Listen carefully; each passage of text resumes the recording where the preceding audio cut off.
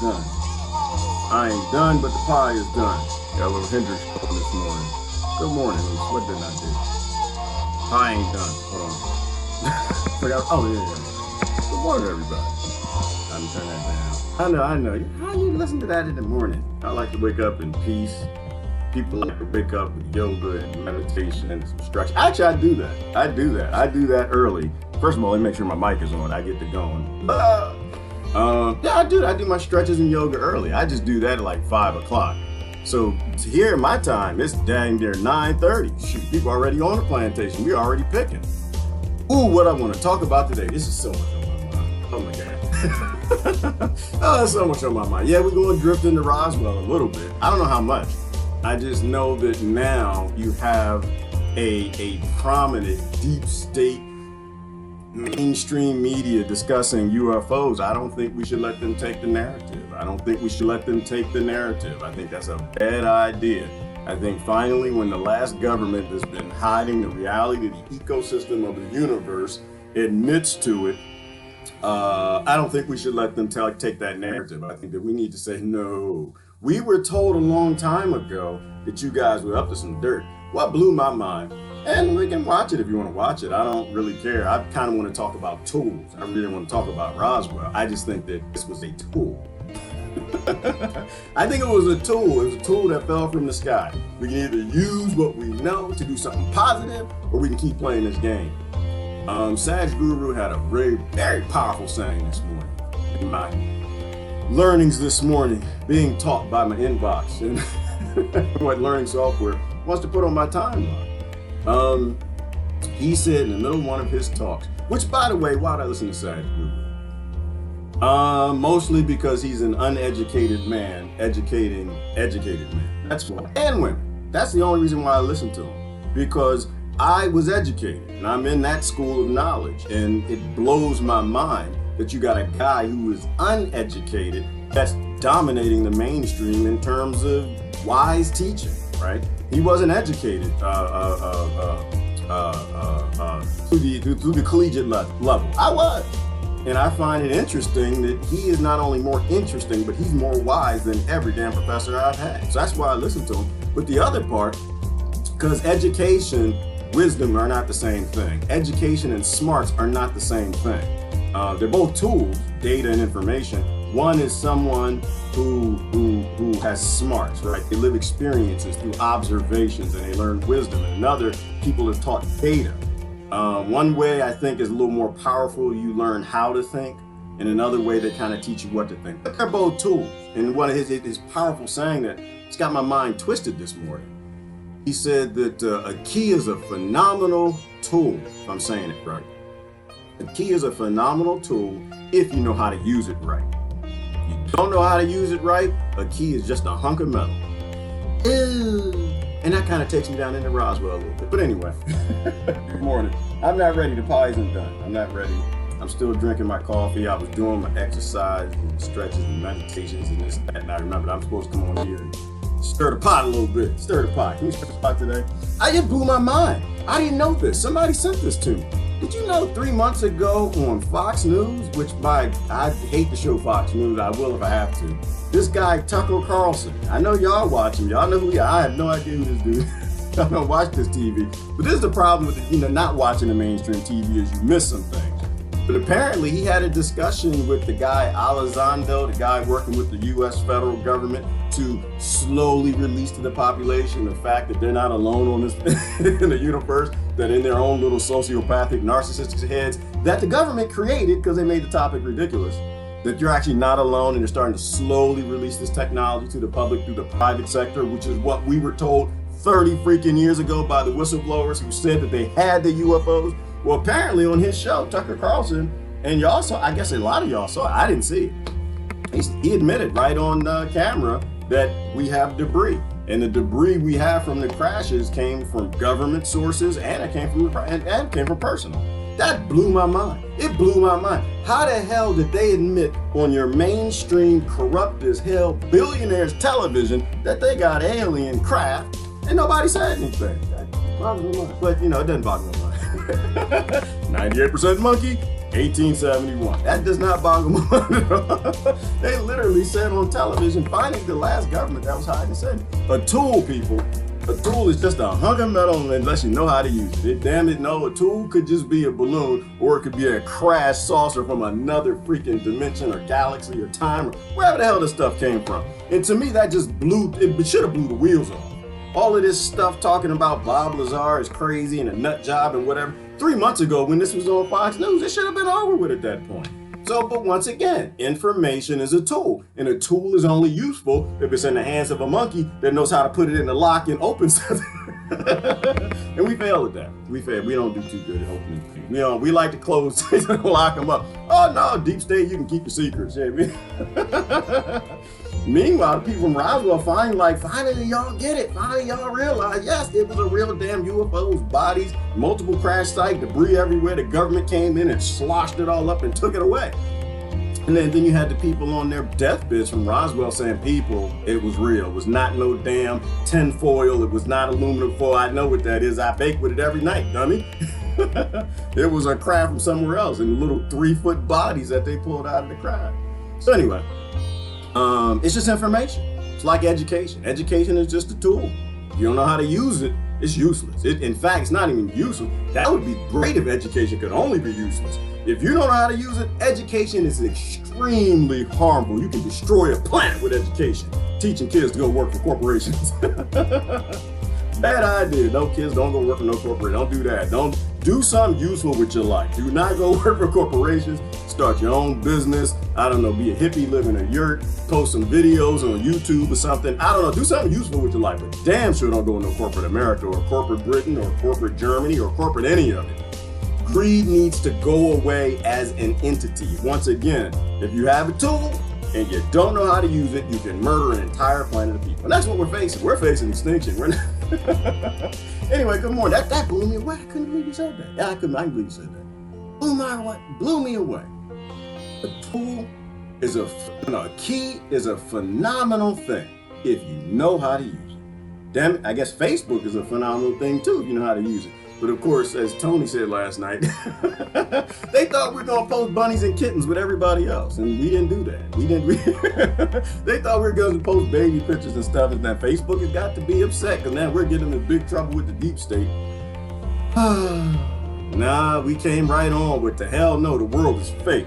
I don't think, are my kids even on Facebook? I think they might be. I was in a baby picture. This is my third Facebook page, second or third. I don't know how many I had deleted them. I got sick of Facebook after a while. I realized how to use it appropriately. It was to tell people that kittens are murdery bastards. They've killed billions of birds all over this planet. If you look the other way, they rip everything off the shelf. Knock everything off the flat earth. Anyway, and the world should not be this way. We can fix the world if we choose to. Let me see. How many words can I speak in a minute? Oh, you have no idea, Lord. You have, girl, oh my goodness, you have no idea. How many words can I speak in a minute? I used to work in corporate America. I used to sit in boardrooms with VPs and executives and vice presidents, and I'm like the poor monkey in the room. They only give me a minute to get it out. I have to blow apart their projects and their narratives for my boss to make him look good, and they only give you a few seconds or minutes to do it. I've learned how to do that very well. So, but now I don't work for the dark side anymore. I decided to leave the Sith as much as possible. I live within the Sith empire, so I still help them because I pay my taxes because I don't want to be murdered, not just yet. Anyway, I gotta post something and then we gotta go.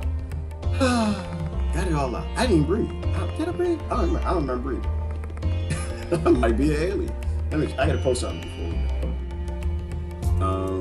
Somebody said I need a proofreader for Facebook. I said, yeah, I do. I said, girl, you hired. Proofread. See if you can proofread. But just beware. Always beware. I don't care nothing about your King's English. I care about the thought and the message. Can you get people thinking? Can you get intelligent people talking and having a discussion? Grammar thing I'll work on. I've been trying. Hang on, I gotta post this. Let me see. Oh yeah. And this is on message. This is on this morning's message too. It's a little odd that people. Well, I should post it then show it to you. I don't know. I got to change the music. Sound team, change the music. Sound team. Y'all a little sleeping on it. There you go. They changed it. Thank you, sound team. Who is he talking to? Who is his sound team? After made the plans, I'm the only one in this building. Ain't no plans or anything. Basil will get up and go do it. Right. So y'all know how I say, I don't say it, I just repeat it, parrot. I say all billionaires are psychopaths. Every last one of them. Every last one. Every last billionaire is a psychopath. Nut job. If you got $1 billion of what people need and they die from not having it, there's something wrong with you. I'm not going to retract that statement, but I want to add something to it. I had a weird dream last night. I had a dream I was interviewing Elon Musk. Oh my God, the man scared the hell out of me. That's a scary dude. I'm sorry, he is. If I was just sitting in front of him and I had to clarify. So first of all, if you are within the Sith nation, the Sith empire of the West, all these big, massive countries designed on conflict, divide, and conquer, you might be somewhere on that spectrum, right? Because psychopathy is a spectrum, right? You got the 27 warrior genes. I think everybody's on the spectrum. I'm not judging psychopaths. Everybody's on that spectrum. I'm on that spectrum too. I hope I'm low on the spectrum. I don't know. For what Lori just said, I might be pretty damn high. I don't kill people though. I don't murder them, don't eat them. Never done that in my life. At least like that, not that I know of. I mean, I've eaten fast food, and they say fast food has like human flesh and embryos. And I've heard that nonsense. I don't know how true that is. But if we're all on that spectrum, I'm not judging billionaires. I'm just simply saying that something at their level is wrong. Because billionaires are moms, they're dads, they got kids and uncles. They live in these countries, conflict economies as well, but they don't do anything. They don't help anything. Not nothing significantly. Well, Oprah helps. No, she does not. I'm sorry. Stop it. Elon Musk is doing some decent things, and I think he's said some positive things, which is why he's my favorite billionaire. But we're all probably on that spectrum. This is the post I got to make in the comments. I was trying to set that up. And what I can't understand is, so we don't know what happens at their level. I kind of suspect at their level that you're only allowed to do certain things, right? Like at the millionaire level in your community, the millionaires all get together at the poor millionaire place called the country club, because millionaires are broke. Sorry, they are. That's just how the world works right now. The world's getting very small, and millionaires are getting pushed down into the middle class. There's always an allotment in that regional area. The time I've spent with these millionaires, and that is, you've got this industry, you got that lock, you got this company, you're working on this industry, we all go play golf together, and we're not going to step on each other's toes, right? Like, that's how this works. Like, we all want our kids to be safe from all the poor people who can't come in the country club, or the poor people who can join the country club and just go golfing, but can't come in the private rooms with us. Yeah, I grew up, unfortunately, too close to a country club. But we're not going to step on each other's toes. And I think the billionaires can't step on each other's toes. I think that's how that works, that they're not allowed to create food systems that feed people. They're not allowed to stop war. They're not allowed to create AIs and learning software that actually help people. They're just allowed to kind of stay in their lane and stay with the billions that they make. We were talking about the billionaire psychopathic black news just yesterday. But let me post this. And what I can't understand, I do know, the reason why the world stays broke is because all the thousandaires want to be the billionaires.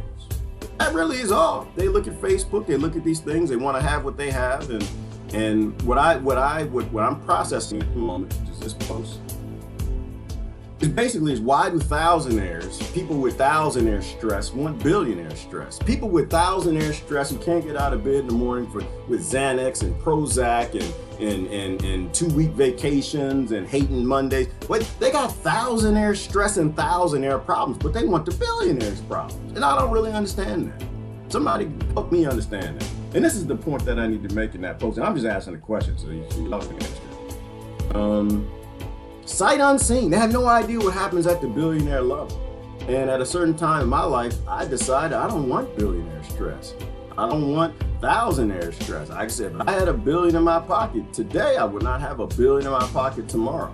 Because I don't want their problems. I got my own problems. I work with my own. This is my lane. I don't want to be them. Besides, trying to be them creates this pyramid of conflict that pushes everybody down to the bottom. You know, money is a tool. It is a tool that we can have, and money's a key. It can be used as a key just as well as the topic in his quote. However, if the basis of your world is capital, and you get more of that by controlling other people, then obviously you can't fix anything with money.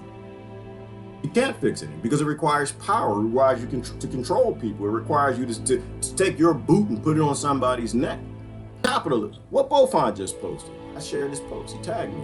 It was pretty deep. It was a definition of capitalism. Right?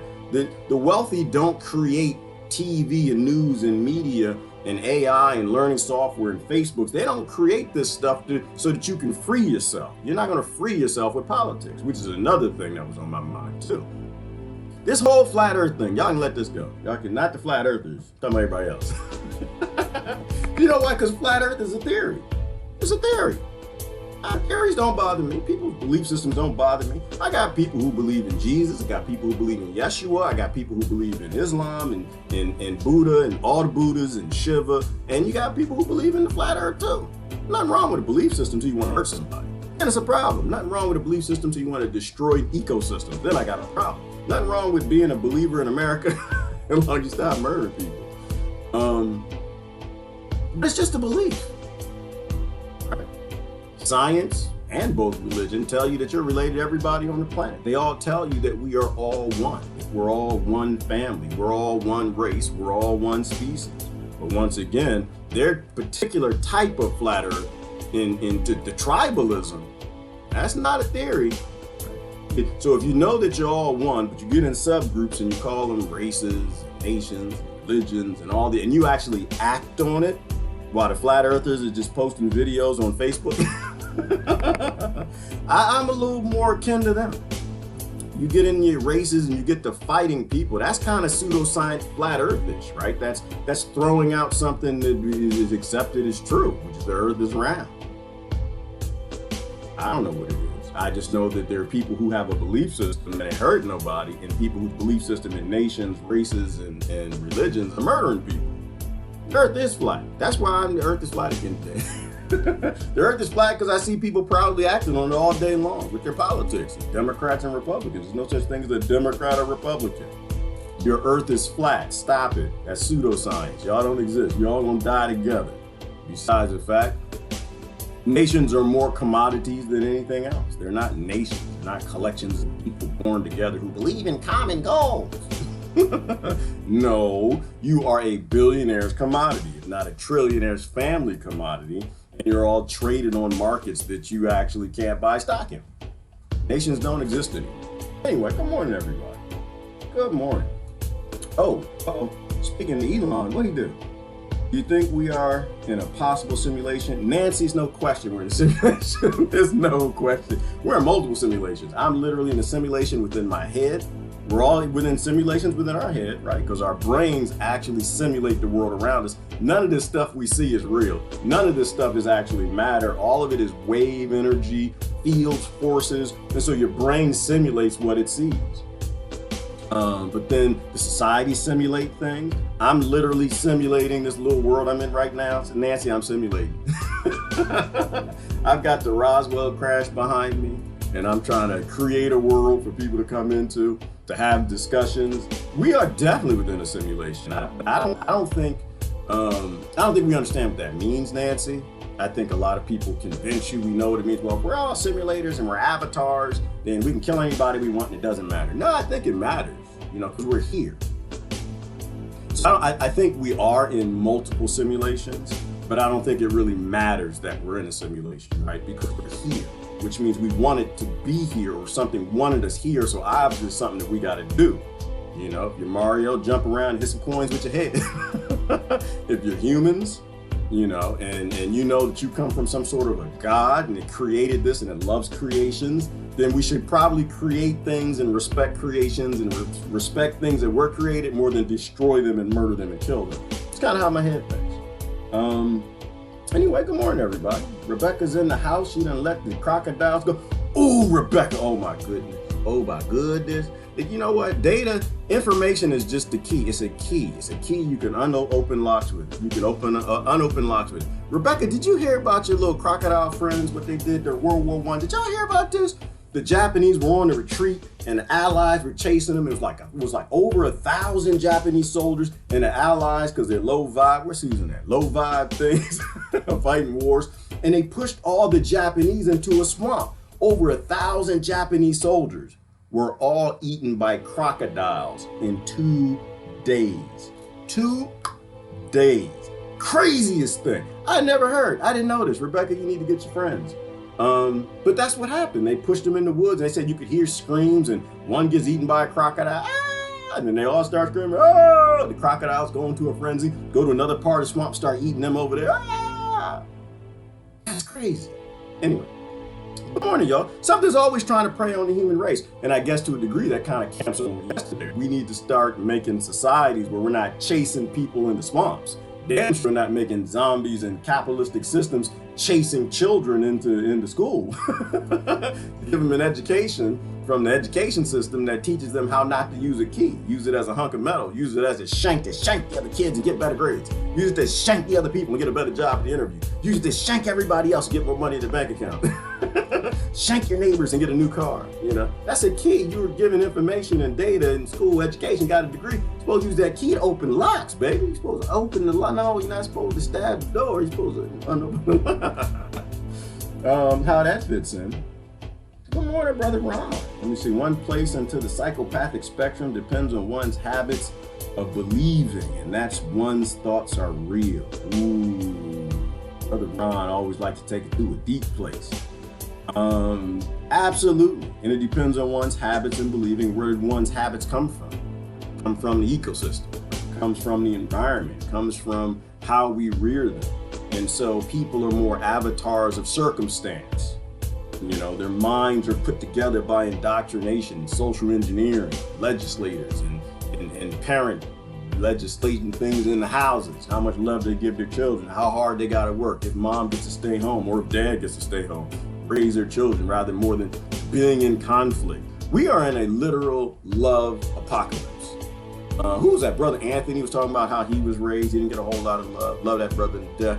But we're in a love apocalypse. We literally prevent children from getting love from their parents because we send them to go to work in a time they don't need to. We got AI, we got learning software, we have robots, we have things that can do their jobs better than them so they could do what they're best at, loving their children. He didn't grow up with a lot of love. So a society is a key. Oh, yes. Economic systems might be a key. We can use them to better the environment, or we can use them once again to put everybody in conflict and put keys in their hand called education, and you let them stab each other and steal the job from them. You go to work stabbing each other while the kids at home learning how to stab because nobody's raising them because it's smartphones and learning phones of the billionaires that are making them dumb. But we do this to people. We absolutely do it. So absolutely. Your thoughts are formed by your reality. You need to raise people in the reality that a damn UFO done crash in Roswell. Listen, blows my mind. Blows my mind that was on Fox News. Can we look at that for a minute? Y'all gonna give me a minute? Can we do that? Y'all know how I like it. I love aliens. I do. The whole alien. I love ecosystem. I love aliens because I like mooses. I love aliens because I like crocodiles. I don't want to go to Rebecca's house, but I like crocodiles. I do. I love how everything works together. Everything forms. Ooh, and another quote from this morning. What is Sage Gurus? I listened to it a couple hours, didn't I? Talking about somebody with a superficial mind looks at an organized garden and they see order. And they look at the woods and they see chaos. I love order. But I'm not confused as to what order is. There's always an underlying order. You know, if the woods have been the woods for billions of years, then there's obviously subterranean and perhaps multidimensional, but from the top of the trees to the bottom of the roots, there's a whole ecosystem and control systems that work well together and balance that have been doing it for 1 billion years that our simple little monkey minds can't understand. That's why I try to tell people about AI. We don't have AI, we have learning software. And if we have AI, we all aren't allowed to use it to know about it. I know about learning software. I don't know if the government's created AI yet, these big corporations, But I know why Elon is running. I kind of want to show you that. I can't show it to you because it's a TED Talk. But I posted it, and I'll post a like. Sister, what was her name? Janelle Shane, I think it was. She had a powerful comment there. She had a powerful statement. You know, let me do this. So many things on my head I kind of want to take you through. Who is that? Lori said I get to go to Rod. Lori, you're so sweet. Why are you so sweet? Lori's so nice. She, oh, you can just, baby, you can do anything you want to do. Go on, it's your world. You want to watch the aliens, we watch the aliens, which. Yeah, not in the condescending way, but I appreciate that. Everybody else like, no, man, we didn't tie the aliens. We get it, the aliens are real. But that's why I love it, because it's ecosystem. I love growing things, and so it makes me like the ecosystem from space. It's all an ecosystem, it's all connected. I'm just not in that narcissistic, sociopathic place I used to be where I thought I was the only thing in the universe. I was great. And everything was great-ish. All right, I can show you my timeline. That's what I gotta do. We gotta have the discussion first. Then if we get a chance, I want to show you the Tucker Carlson, I think is his name. Tucker Carlson, the guy from Fox that admitted that, hey, you had the guy on there. We have debris from crashed alien ships. The whole world should have stopped when that happened. Because y'all watch Tucker. Y'all watch him. The whole world watches the guy. The minute that was like said on your mainstream lying news, the world should have said, excuse me? Everybody at the impeachment should have said, what? The U.S. has what? They have crashed alien craft, and they admitted that on TV. Did anybody hear this? Everybody over there fighting in the struggles. Christians scared of the Muslims fighting the Christians, carrying that crusade on. The blacks and the whites and the Filipinos and the Chinese and the Japanese and the Chinese and the Russians and whoever they fight. What? Wait a minute. Is that the nation that had thousands of whistleblowers that said that they've had this stuff for endless time, for over a century? I think that's important to me. That's why I want to look at it. But I'll let y'all decide that. I ain't gonna take y'all into my word. I want to show you my timeline, because get my thoughts out real quick. Oh yes. Oh, this is Beaufort. This is Beaufort. He's at the top of the queue. Big Bo. See, Beaufort's a deep dude. Don't let his little nasty post fool you. Don't let that fool you. That's a deep dude. He just likes to have fun. Hang on, wait, what's this? What is this? Is it? No, that's not it. Oh, you know what? I got the Roswell newspaper. Which is why I have the newspaper there, because they changed the story like multiple times. They kept flipping it. And everybody there who lived in that town said, no, that was a UFO. We were told to not say anything to y'all, because they need to keep you, and they don't want to bring you in on the free energy. After they made free energy, they need you to keep working. And that's why the whole UFO alien thing is important. You know, one is interesting to me in terms of ecosystem. I want to know what's in the woods. I want to know what's at the bottom of the ocean. And damn it, I want to know what's in space. And I pay my taxes, and you have a right to give me that data because I own that data. Bastard, you never had a right not to do that till the Act of 1871. And the government went away, and then we got a corporation. They don't have to do it. They didn't have to do anything. Even before that, they didn't have to. Hang on. 1871. I always keep going back to 1871. Is that it? Nope, that's not it. Is this it? Yeah, that's it. Right here. Beaufort posted this. I forgot what it was. I just remember that it was deep. He got it from another brother. See, this is what we do. This is what you do when you want to learn things on the internet. See, Beaufort right there, he at the top right there. Funny looking dude right there. He shared that on my timeline. Anytime you see me with like some okra in my nose, an ear or something in a picture or something, me making a funny looking face, he did it. He's my meme troll. He's the one that keeps me level. He keeps me from making profile pictures. I like to make faces sometimes, and he'd make it go viral and stupid stuff. He'd be stupid. I like to be stupid. It's important to be stupid. I gotta fit in. It's America. But anyway, he posted this, and like he said, this is capitalism. Tagged me from Peter Carlson. I don't know brother Peter Carlson, but the whole point is like we're all on this thought process, working together, trying to figure this nonsense out. State now, conspiracy of the rich to defend their ill-gotten gains from the just claims of the poor and the helpless. Do you know what that means? I'm gonna tell you what it means to me. What's up, brother Chris in the house? Brother Chris, we need to do videos together again. Capitalism is a conspiracy. It absolutely is a conspiracy. A monopoly game. I'm not gonna scare you away. You're a capitalist. You join it for the first time. You believe in capitalism and free market, and so did I. We came from the same town. I was indoctrinated to believe in capitalism. I went to school, I took my civics, it's the best system. And why? Because they told me so. The Russians would kill me and eat my liver if they could get in my country. So my nation was keeping me safe. And they believed in capitalism. It means I had a chance to go out in the world. Come to find out, capitalism is a hunk of metal. It's a key. You can either use it to open doors, or you can use it to shank people. We've been shanking the whole world with it. So when I read this, what I tell you what I get from it, it's a conspiracy of the rich. Absolutely. One number why? Because the wealthy made it. The poor people didn't get together and let's say, hey, let's make capitalism. That did not happen. Let's make capital. Let's literally take coins and gold and jewels and things that we ain't never had. Grandmama ain't never had it. Daddy ain't never had it. I think great-great-granddaddy had one coin once and it got stolen. The kings came along and said, hey, we got more jewels, we got more gold. Let's break the barter system and we'll make everybody barter with what we own. It was all their idea. It was not your idea. It wasn't my idea. It wasn't the poor people's idea. It was an idea of the wealthy. Why? Because they wanted everybody to eat from their table. They wanted to own the table. They wanted to own the kitchen and all the pots, pans, and everything in it, and they got it. All right? So I'm not gonna go through capitalism because we did that yesterday, but I think this was a powerful, wonderful, truthful definition. Your slavers, the slavers that own your plantation will not give you the tools to free yourself. They're not gonna do that. They get you cheering capitalism for reason. They had me cheering capitalism my whole damn life for a good reason. Why? Because they needed me to stay a slave in their box. They needed me to trade in their currencies and they print the damn money. So absolutely, spot on, spot on. And this was his quote right here. It's a key phenomenal instrument. A key is a phenomenal instrument if you know how to use it. If you have no idea how to use information, data, Facebook, your degree, your not degree. This Tony rant later today, watch that. I'm not sure if that's the one I'm going on. I can't really advertise it. If I do, he's gonna be in Facebook jail before we start. That's the craziest thing, your brother Tony, but he got him on him. He's got people on him. He's got some sellouts on him. He's getting thrown in jail every damn day. Right. Once again, here, and this is the other point, you know, all people, I'm done with y'all fighting the flat earthers. You believe in flat species. You believe in flat race. You believe in flat nation. You believe in flat religion.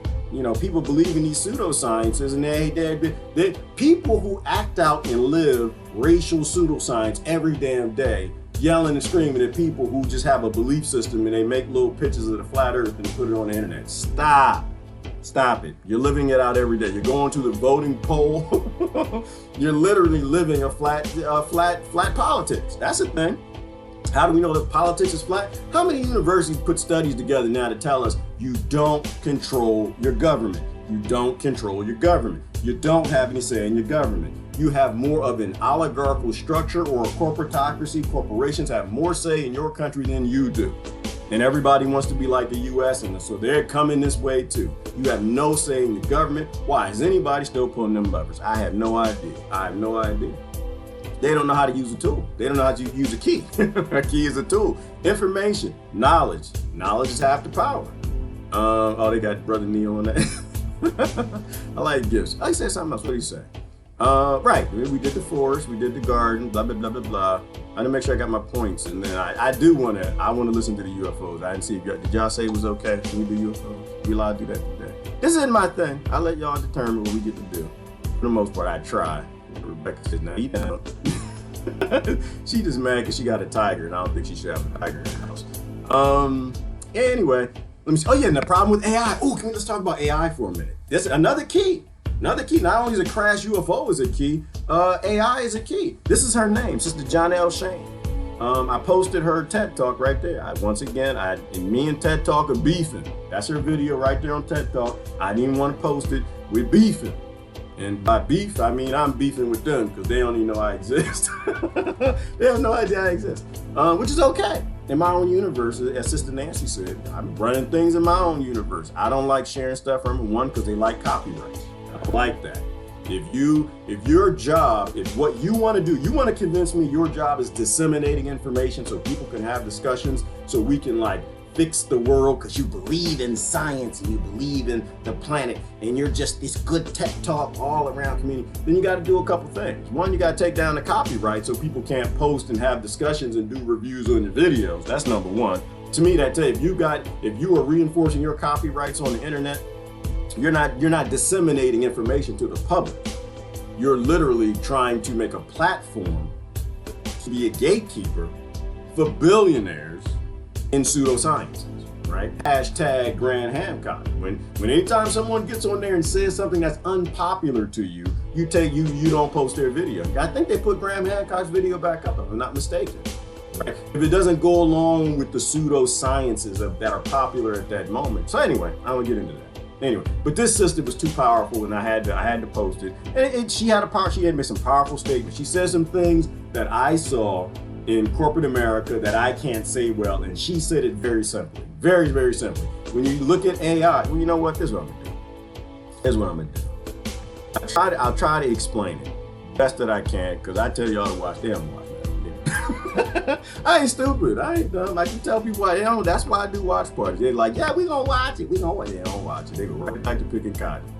But the problem with AI, it's not that it's gonna rebel against us. The problem with AI is it's gonna do precisely what we tell it to do, because it doesn't have the intelligence. And I'm gonna see if I can give you an example. I gotta go up here. No, that's not it. Go here, go here. Oh, it's showing stuff that y'all can see. I don't want y'all to see my personal life. People nosy. Everybody want to see what you do in your personal life. But I don't think you saw anything. Yeah. Hang on. I don't like that. I don't like doing this. Now I go to my history. Y'all start seeing all the stuff that I watch. Hang on. Where's history? History is right here. I think it's over here. There we go. History. Boom. Oh yeah, I was doing Jimi Hendrix this morning. Where is she at? Janelle, right here. And I can't play it because I know y'all gonna get me. Y'all watching me right now. I'm not gonna play it. Turn the volume off. We're not going to play it. Ooh, look at that. Coffee in the morning. Oh, y'all can't even see it. I'm sitting watching the video. Y'all can't even see it. Let me get past the commercial. I'm gonna turn that one off because I don't think you can see that. But there you go. Here's the one you can see.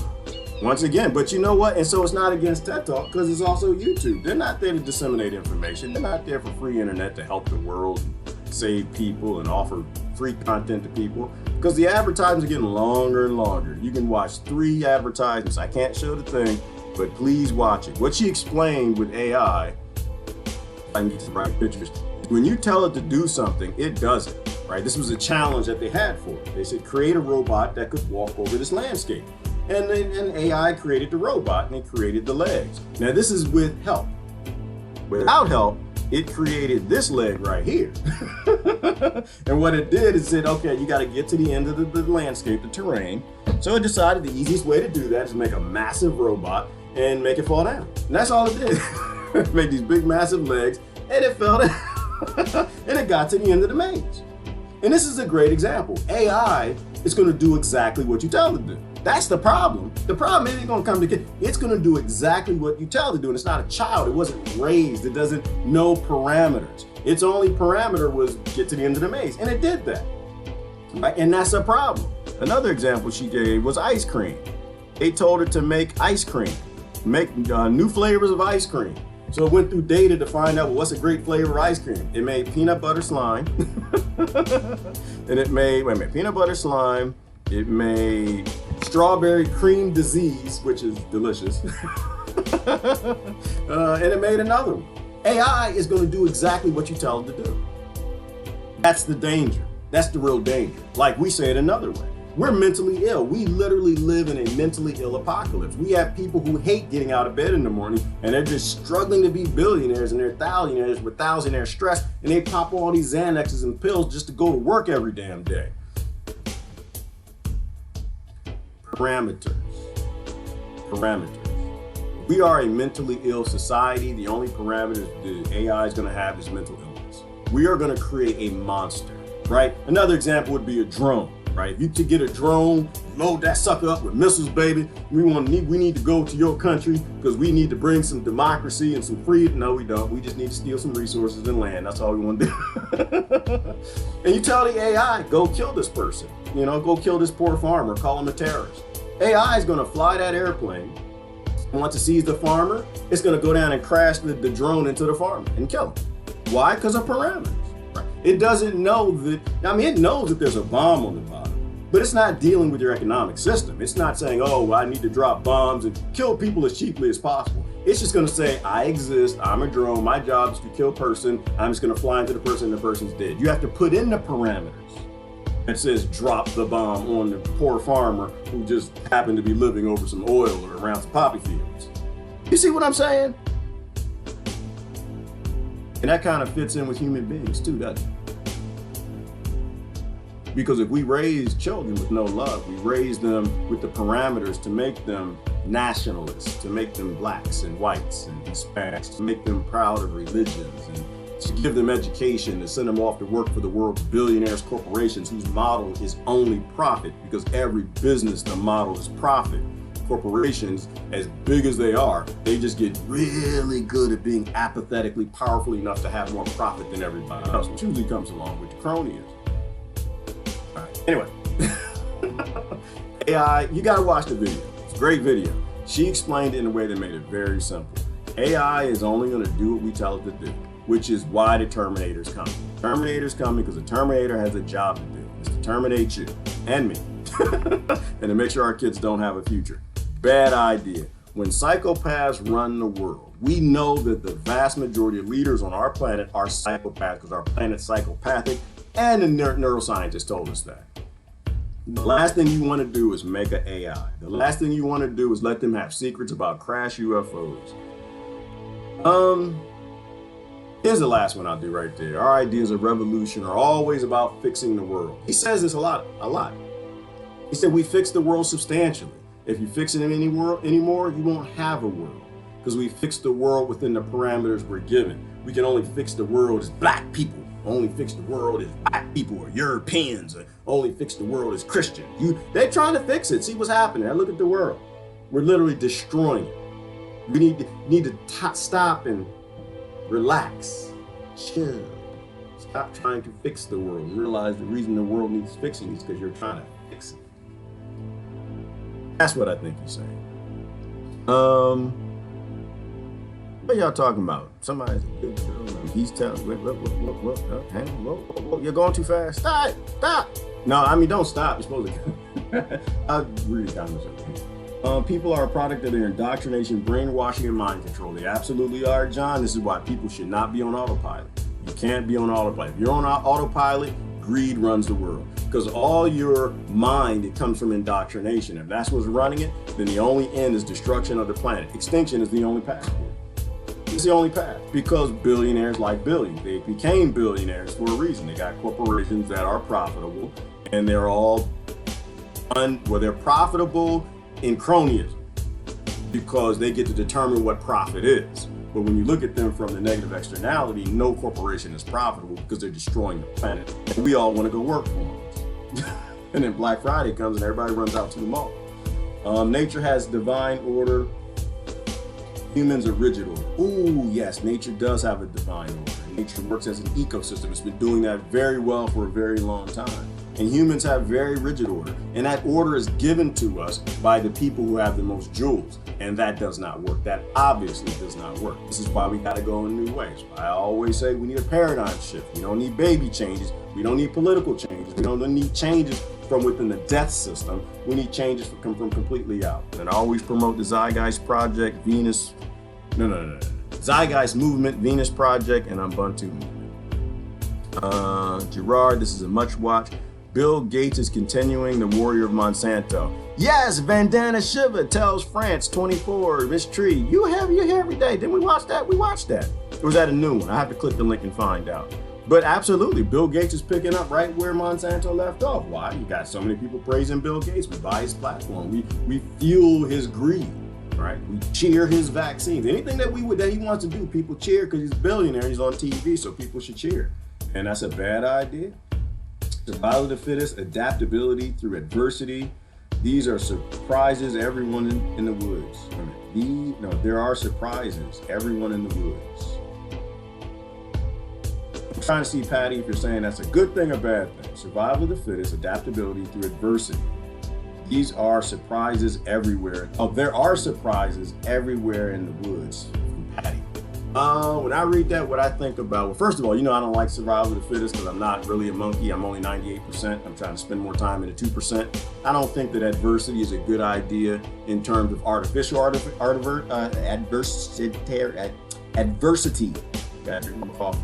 The adversity that we put children is artificial, it's fake, right? We literally create an economic system that convinces them they got to fight with other people, and that's a bad idea. In the woods, as a wild creature, yeah, you're gonna have a lot of adversity.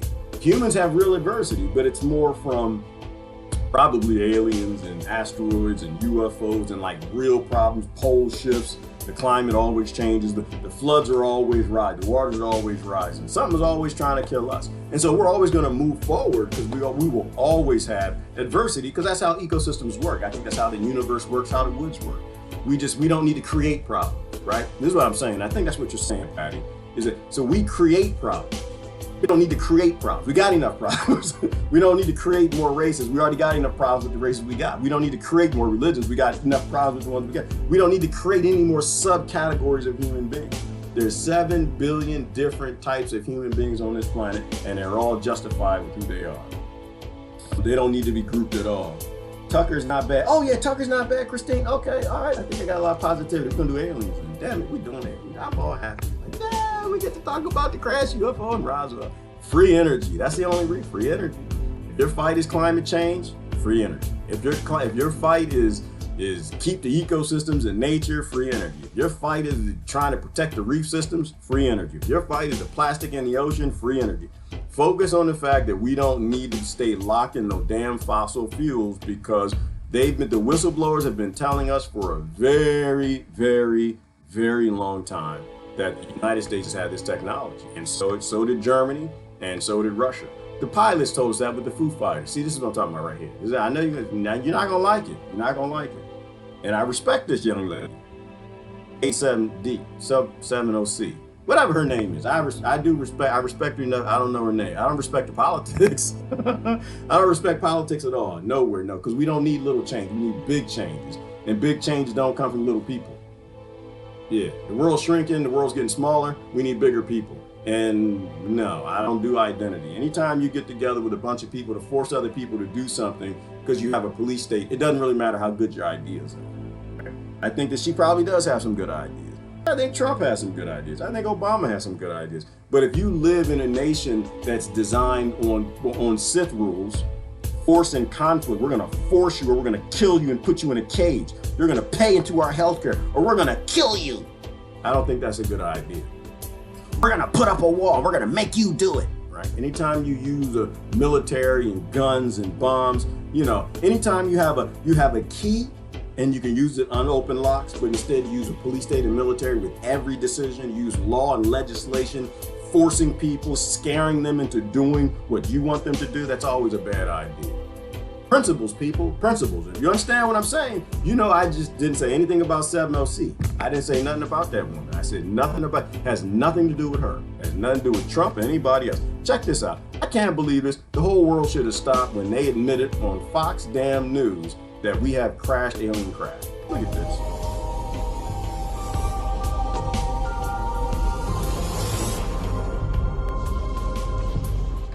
Just a few weeks ago, the Navy admitted for the first time that several UFO videos were real, meaning they show actual area phenomenon that so far the Pentagon cannot explain. Now, a UFO investigations group says they have found materials that could potentially be physical evidence of UFOs. Luis Elizondo is Director of Special Programs at the To the Stars Academy of Arts and Science. He also headed the Pentagon's Office for Investigating UFO Incidents, and is the star of the History Channel's Unidentified. He joins us tonight. Luis, thanks so much for coming on. So, what is this material, and why could it shed light on the question of what UFOs might be? Sure. Well, our company over the last year and a half has actually obtained quite a bit of material. And let me first preface by saying some of that material, its provenance is frankly hearsay, while the provenance of some of this material has been substantiated. And ultimately, we're in the process of analyzing this material at 3 different levels. We're looking at its physical properties, its chemical, or if you will, molecular properties, and then ultimately its atomic properties. And it's really at that point we'll be able to make some sort of of definitive conclusion, keeping in mind that we still have to follow the scientific process and methods, and at the same time have peer review. So it's not just as simple as coming out and saying, hey, look what we found. There's a lot of work that still needs to be done. I bet that's right, and of course you'll be challenged, as you ought to be challenged, I think. But quickly sum it up for us. Why do you think this material might be connected to UFOs? Well, without getting into a lot of detail right now, because frankly, it's too speculative for me at this point to say why I think something. At the end of the day, it's going to be what the analysis tells us. And if you have, for example, interesting isotopic ratios that are not normally found, let's say, on this planet, then you have to scratch your head and either A, it's been engineered that way, or B, it came from somewhere else. And ultimately, that's what we're trying to find out. So these are materials brought to you by people who say this is at the site of a UFO incident or a crash? In some cases, yes. Again, unfortunately, I can't elaborate too much with some of these individuals. We do have non-disclosure agreements, but it's from various sources, both private and governmental. It goes without saying, I hope that you'll come back as you get to the bottom of this. We remain skeptical but open-minded on this and all. No, we do not remain skeptical yet open-minded. Hell no. When you have someone who admits what the whistleblowers have been saying since Roswell. When was Roswell? Roswell, was it the 40s? What is today, 2020? 80 years ago. 80 years ago, they said that they had crash evidence of aliens, and your government has kept it secret from you for that damn long. So why are they telling us now? Why are they slowly starting to admit up to us now that one, we're not alone? Some people say it's the Brookings report, because the Brookings report was that it was a study that said that you can't tell the American population or anybody when you come back from the moon if you find anything that's related to alien technology, because they won't go to work. They won't pay their taxes. It'll be a breakdown of society. And they might have been right. They might have been right, but should you pay your taxes? Should you go to work? Should there be a breakdown of technology? They basically have kept it secret for over 100 years, almost 100 years. But the ancients told us from the very beginning. They've been telling us a long time this stuff comes out the sky. They've kept it secret to create a slave plantation to keep everybody picking cotton. How does that make you feel? I mean, how many people have died because they don't have power? How many people, Kobe Bryant, we just talked about that the other day. How many people would still be alive if we weren't using technology that's 100 years old to keep selling fossil fuel for Exxon and Mobil and BP and Standard Oil and the Rothschilds and Rockefellers? We live in the matrix. We've been living a lie. They literally designed our simulation, our matrix, what Nancy said before. We live in a simulation. They literally simulated a slave plantation, and we've all been picking cotton. That's why I say everything should have stopped the minute that this little news report came out on your mainstream TV and let you know that all the things that we thought they were crazy. Oh, the aliens stole my baby. The aliens took me away, and this happened, and this, which, like I said, I believe it's mostly American government nowadays. That's why I think they're telling people. I think they're telling people now because of that Project Bluebeam. You know, we talk about it. Why? Because they're going to stage an alien invasion. But you can't stage an alien invasion until you get people to believe to think that aliens are real. You know, it's the same thing. You can't go invade Iraq until you convince everybody that Iraqis mean you harm, right? President Reagan told us about this, and he said, I often think how the world would come together if we faced an alien threat. He gave you a hint of the New World Order right there, which is what's going to happen, because we had whistleblowers tell us that as well. They've been planning this for a long time. Once you get people to accept that aliens are real, you bring them forward closer to where we were 3,000 freaking years ago, before they made a god of all the aliens, then you can get them to invade. And scared people will do anything. They'll give up every single right. They'll join a new world order. They'll take a new currency. And I don't know. I guess, I don't know. Maybe there's something wrong with our brains. The same reason that we're not going to make an AI. We're going to make a mentally ill eyes. Because when these things happen, the public doesn't pay attention. They glaze right by it. This was 3 months ago. Was it 3 months ago? Yes, 4 months ago. 4 months ago that came out. And people screaming impeachment after that. I don't know how that makes any sense to anybody, not me.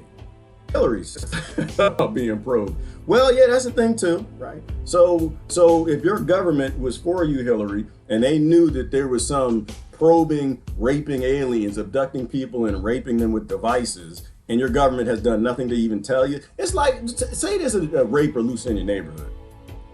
Just raping people left and right, just grabbing women, throwing them in a van, grabbing little boys, throwing them in a van, and your local police don't tell you that somebody's raping in the neighborhood. Are your police on your side? I mean, they keep a secret, they hide it, they classify the information. Oh, we can't let people know that somebody's out there raping people. They're not on your side. So how could a government hide the fact that all these people are saying they've been taken and probed and they don't tell anyone? That's something that scares the hell out of the US government. Obviously, it scares the hell out of the Britain government, scares the hell out of every single government if they're not telling the people that something's going around raping people. But besides, just tell the people that these governments are not on your side. They're not on your side at all. Anyway, scarcity, right? Well, scared people will take in the scarcity that they're given, in the artificial scarcity. You scare people to control them. I was just watching this from YouTube. Where are you, Tony? And it's crazy how this works. That's why I kind of think they already put AI out there, and it's like driving us through our timelines. But I never saw this. I didn't know. And maybe I do need to watch the mainstream media a little more. I can't. It's I don't have the patience. I want to because we're missing important things. And the as Tony calls them, the moron population, they just wash right over it like it didn't even happen. You know, if your government's telling you what thousands of whistleblowers have been telling you for over 100 years, where do you think they are with that technology? Right? How many people died in your family, you know, because of work? We talked about it yesterday, which is why I'm not on the whole, you know, Kobe Bryant, let's put him on a pedestal thing. I'm not there. If he's a good man, he's a good man. If he's a bad man, he's a bad man. I don't know the man.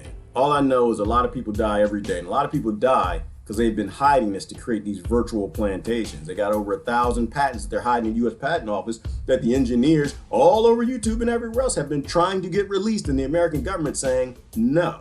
The same government that's fighting climate change and convincing you the problem is fossil fuels. Does that make any sense to anybody? The same government is convincing you that you got to go to work every day and leave your kids at home or give them to total strangers so they can indoctrinate them to become Americans or Britons or Germans, put them in a world conflict to give them a slavery job their entire life. While the corporations are hiding that technology in bed with corporations that are using AI and automations to get rid of you and your job, your career that you're giving your kids on the identity. To me, it's a disaster for extinction. That's what this is. That's what I can't help but laugh at it. We're not stupid, but we're broken. We're broken. Something is wrong with us. Something is wrong with us. Bigger people, giants. Well, yeah, Citizen Dad, you know what I was saying with that is that, I mean, the earth is getting smaller, right? Technology is getting bigger and bigger. The Lex Luthors are real, the billionaires, you know, the earth is getting small. It's a very small place now. The internet's connected mostly everybody, almost. We need bigger people. We got to stop being little people. We need bigger people. We need giant women. We need giant men. We need to create kids and give them the ability to be giants. We need to give them keys and show them that these keys are to open locks. These keys are to solve problems. They're not for you to create a shank out of it, to shiv it down your education and join the pharmaceutical industry and start stabbing people so you can get a great retirement with them. What happened to Dr. Greer? No news from him from a long time. None at all, Ivana. He went silent. I think he was too good at what he did. You know what? I put him in the category with Assange. I put him in the category with the civil rights movement when they killed Martin Luther King. I put him in the category with all the other movements, the women's rights movement, when it was for to save and free women, and it turned into dominate and emasculate men. Like, anytime something gets big and it becomes successful, they murder it. Anytime it gets big, they co-opt it. The Green Party, Brother Tony was talking about that the other day. You know, they're coming after him. Why? Because they got too big. They want some of that big Zionist money. They want some of that big corporate money. They want some of that big control money. You know, anything that gets big gets co-opted when capital is the basis of the system, because they need capital to get bigger. So what happened to Stephen Greer? I mean, based in this is what we were talking about the other day, Ivan, is reason. I reason through problems, and I reason he's disappearing because they got him sat down in a room somewhere right now and explaining to him that he did his job too well. The only reason I started to even believe that I wasn't the only narcissistic, sociopathic creature on the in the universe, that my species wasn't the bestest and greatest in my own little beady head that they gave me, was because he put together 1,000 engineers, lawyers, doctors, scientists, people who worked on these projects, policemen, who actually were saying, people, your world is a lie. Your world is a literal simulation and matrix through the news that they give you in these newspapers. They're lying to you. We have free energy. We can have a better world. And that's what whistleblowers do. And then we let them put the whistleblowers underground. So what I think happened to Dr. Greer, I think they sat him down. They'll eventually get to everybody. No matter who you are, if you get successful at what you're doing, you're going to sell out. Because the world's designed to make you sell out. So I'd love to be successful with whatever this thing is I'm doing, trying to talk about truthful things in a very open way. But if I ever get successful at this, how many people here? 26 over here, and how many? I can't see how many on YouTube at the moment. If I start to get big at this, I'm gonna sell you out. I'm gonna sell you out. I'm a reason through it. That's why I tell people, call me on my bull. Call me on my bull. I'm not. In fact, the funny thing is, Bernie said that too. He said, call him on his bull, and nobody called him on his bull.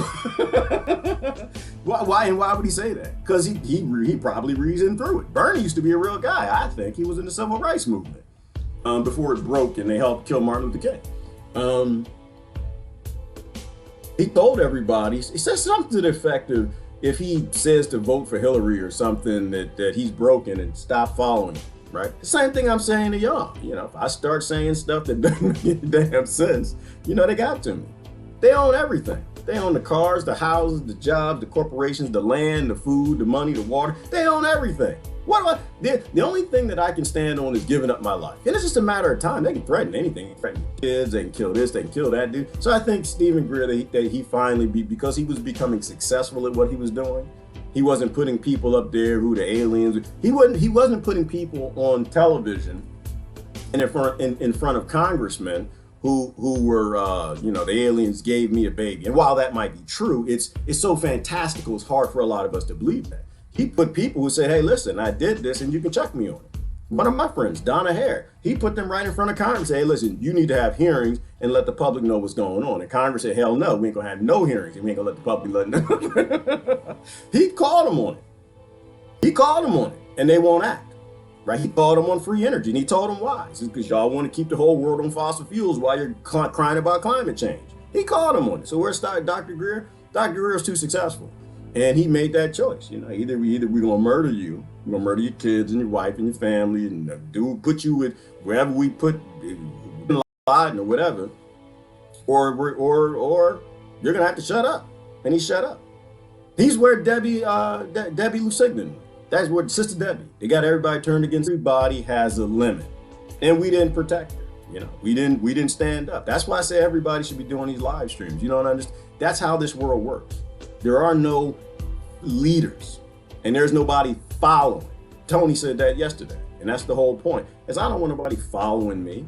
You need to follow what's true. And if I'm saying truthful things, sign in every day. If I'm not saying truthful things, go away.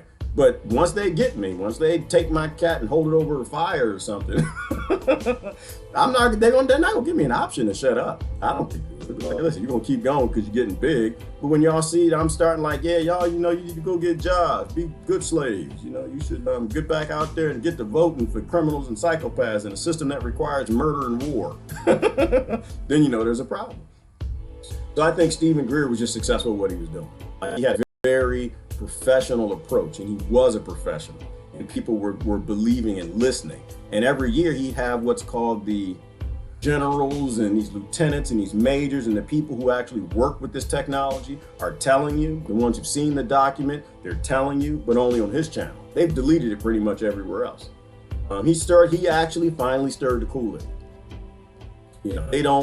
They're always 50 or 100 years ahead of us in technology. That's how you own a slave plantation, is you don't let the slaves discover guns. You don't give the slaves metal and gunpowder because they'll make guns. On your plantation, you only got wood for mops, clean the floor. The worst they can make is a spear. If humans here don't know that there's free energy, why would they fight for it? They don't know that they're an anti-gravitic craft that could actually hover and levitate, then why would you fight? You'll keep driving your gas car, right? You'll keep letting them put out roads, destroying the ecosystem. You won't fight for Venus Project and the Zeitgeist movement. You won't fight for your neighbor. You'll stay in politics, fighting over the scrap from the billionaire's table instead of saying there's enough for everybody. How come you ain't taking care of everybody? I sound like broken records. I'm just gonna read comments. It's just, I say it every day. And that's why I'm not in corporate America. I realize we have the ability to feed everybody. We ain't feeding everybody. So obviously we want to starve a lot of people. I can't be a part of that.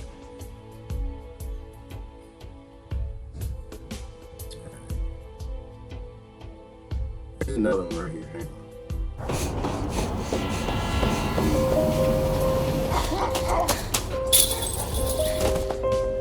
Away from Earth. And we have this telescope that's been staring right at it for a number of years. But scientists say something strange keeps getting in between the telescope and the star. They can't figure out what it is. Let's bring in CBS News science contributor Michio Kaku. Okay, what is happening? Why is this star causing scientists to wonder in fascination what might be out there? Well, we don't know, and this could be the biggest story of the past 500 years, bigger than the discovery of America by Columbus, or it could be the biggest wild goose chase since the Loch Ness Monster. Okay, well, now you've given us a huge dichotomy of possibilities. Let's explain it. This is a star called KIC. I like to call it KIC, but it's KIC 8462852. That's its official name. The Kepler Space Telescope is out there. Can you explain why scientists and why space lovers are fascinated by what's happening with this? This star is breaking all the rules. We have to rewrite astronomy textbooks. Basically, if a planet eclipses the mother star, goes in front of the mother star, starlight drops by maybe 1% at maximum. However, starlight has been dropping at 22%. There is a colossal, humongous object of some sort blocking the starlight from this star. Okay, so imagine if you're in a movie theater and you see the spotlight coming from behind you, and on the stage what you're seeing is a huge nebulous rectangle of shadow, and you don't know what's causing the rectangle of shadow on the stage, right? Something like that. Okay, could it be an alien superstructure? That's what we're speculating. We've ruled out all the usual suspects, rogue planets, comets, asteroids. What's left but Star Trek? We're talking about what is called a Type 2 civilization that could build a gigantic sphere, perhaps bigger than Jupiter, to absorb starlight. And this, of course, is right out of science fiction, but here we are staring at it, and we have no logical explanation other than to assume that perhaps, just perhaps, it's made by a civilization a few thousand years more advanced than ours, like the Federation of Planets. Wait, does that put us back in like Cro-Magnon status? Well, compared to them, yes. We are what is called a Type 0 civilization. We're not gonna go through that because we already did that before. But this is the point. This is the significance of it, right? Like when people start admitting that they've been lying to you for a very long time, and they start admitting that we are a very small, and not even that big, we're a very small entity in an entire ecosystem, and that there may be wolves out there. You have to stop whining about the boo-boo on your knee and start thinking about the greater ecosystem. You see what I'm saying? Like, we just woke up and we're in the woods. Is Rebecca still here? We just woke up and we're in Rebecca's woods. And there's crocodiles everywhere. We just found out that we're defenseless against a creature that's evolved to be the perfect atypical predator. We're in the woods. We just woke up Hansel and Gretel style, and we're surrounded by endless predators. Maybe you need to stop worried about the little predator next door that you don't like because they got guns or they're survivors. Maybe you should stop worrying about Iran and Iraq. Maybe you should stop worrying about the political struggles that keep you fighting over side effects using legislation that's designed on force and control by starving the population with artificial scarcity and planned obsolescence. Maybe there are bigger things that we need to focus on. Maybe your government's been lying to you from the very beginning because it's not your government. Maybe you're on a slave plantation. Maybe you are in one of Nancy's simulations. I mean, and I'm not going to say that that's a megastructure. I don't know. How would I know that? My government lies to me about the water. They lie to me about cotton, right? Cotton's got pesticides in it. I'm poisoning myself. They lie to me about everything. I don't know if that's an alien megastructure. I don't even care. I don't care. What I care about is we are in the woods. We just woke up and we can see eyes everywhere. Oh my goodness, what the hell is that? You see what I'm saying? All right. How many years has the USA and Saudi's been annihilating the Yemenis? I sent pics for 3 years ago, last night to your post, by the way. Exactly, Patty. And this is what we were talking about yesterday. We were talking about abortion. Is abortion? Yeah, it's abortion. Pro-lifers. Patty, this is how I know that people don't really stand for what they believe in. And a lot of people are standing because they believe in the people they stand with, maybe, or they stand under. But if you're a pro-lifer and you know what's happening in Yemen, you obviously aren't a pro-lifer, right? Because not only are they starving the children right after birth back into death, but they're starving pregnant mothers. The US government, Britain, Canada, France, all of them are helping Saudi Arabia do this. They're starving up abortion. Somebody correct me if I'm wrong. We've got some doctors and lawyers here. I mean, doctors and nurses here. You can starve a woman into an abortion, can't you? If you're starving a pregnant mother, how many pregnant women are in Yemen? How many people are there? 20 million people? How many pregnant women at any time? They're literally performing procedures, forcing embryos to die. Where is that outrage? Where I need to see some marches. You really believe in pro-lifing? You really believe you're pro-life? Where's the outrage? I don't see it at all. Yes, Patty, and all you can do is post it. You know, Patty, I lost a lot of friends when I changed my profile picture to a Yemen kid. You know what I said? Good riddance. Goodbye. See ya. Bye-bye. You don't have to stay. I'm not here to make friends of people who don't want to see the ugly that their nation's up to. And most of them are capitalists. I still love them to death. They can grow up. I used to be a capitalist too. But when I understand my capital, that the capital I have requires that I take a key and shank children with it so I can buy a bigger house or a nicer car, I'm not interested. I'm not interested. When you're selling me healthcare on babies' bodies, I'm not interested. Anything you got to promise, A702, 7ICO, whatever her name is, and Trump too, and Obama and all the rest of them. You want to sell me murder cakes? I don't want your murder cakes. You paying for stuff on blood money? No. The Crips and Bloods knock on my door tomorrow. Hey, brother, listen, we're going to give you a little money, and we got to do some drive-bys, rob some banks or something. We're going to give you a cut. Just don't tell nobody. I'm going to tell somebody. I'm going to move. I'm going to move because them people serious. They ain't playing. They ain't here to play with you. No, they ain't here to play. But I don't want to cut. I don't want to cut. Same damn thing with this reparations, Patty. People, they ain't gonna give us reparations, Gerard. You should come on, get on board. I don't want your reparations because they didn't stop slavery. Why would I do that? At a principle, I'm against slavery. Why am I okay with putting Yemenis in slavery? Why am I okay with the Americans in slavery? Why am I okay with all Latin America being slaves to this economic system? My problem with slavery wasn't because it was me. My problem with slavery is at the core concept. I don't believe in slavery. But we're getting to see who people really are. And that's the interesting and the wonderful thing about today. We have enough information and we can use this information as a key. Now you know people who are just lining up with other people because they want to control some other people. But I'll say no name. But everybody has a chance to grow up. I say things, and if it bothers you, ask yourself why it bothers you. You know, I say things that bother you because I heard some things that bother me. I'm trying to share those things. This is by listening to wise people who get me to question myself. It's the only way I get better. I only get better if I post controversial things on the internet and let people have a discussion. I'll tell you what I think, you tell me what you think, and at the end of the day, I'm ready to change my mind. Change my mind. I want people to change my mind all the time. Why do you think I post on aliens all the time? I post on UFO. Change my mind, please. I'm sitting right behind a Roswell picture. I want you to give me the logic to why a craft did not crash. And people all over this world saying they've been seeing craft flying in the air for thousands of years. And now we got being released in the news right now that they actually have artifacts from the crash. Why is Bob Lazar crazy and a liar now? He told us that they have multiple crafts that he worked on. So now we know they're vindicating his story. Element 115, he told us about that before it was even on the element chart. How did he know? Because he was working with your federal government. They have all of this. And they're keeping you as slaves. All right, anyway. And I'm not saying revolt. I'm not a revolt guy. Not a revolt guy because they can get you off. Not Area 51 guy because they will get you off. They'll kill everybody. You know, I'm a we need to stand down kind of guy. They're just setting us up for a big fake alien invasion. Exactly, Patricia.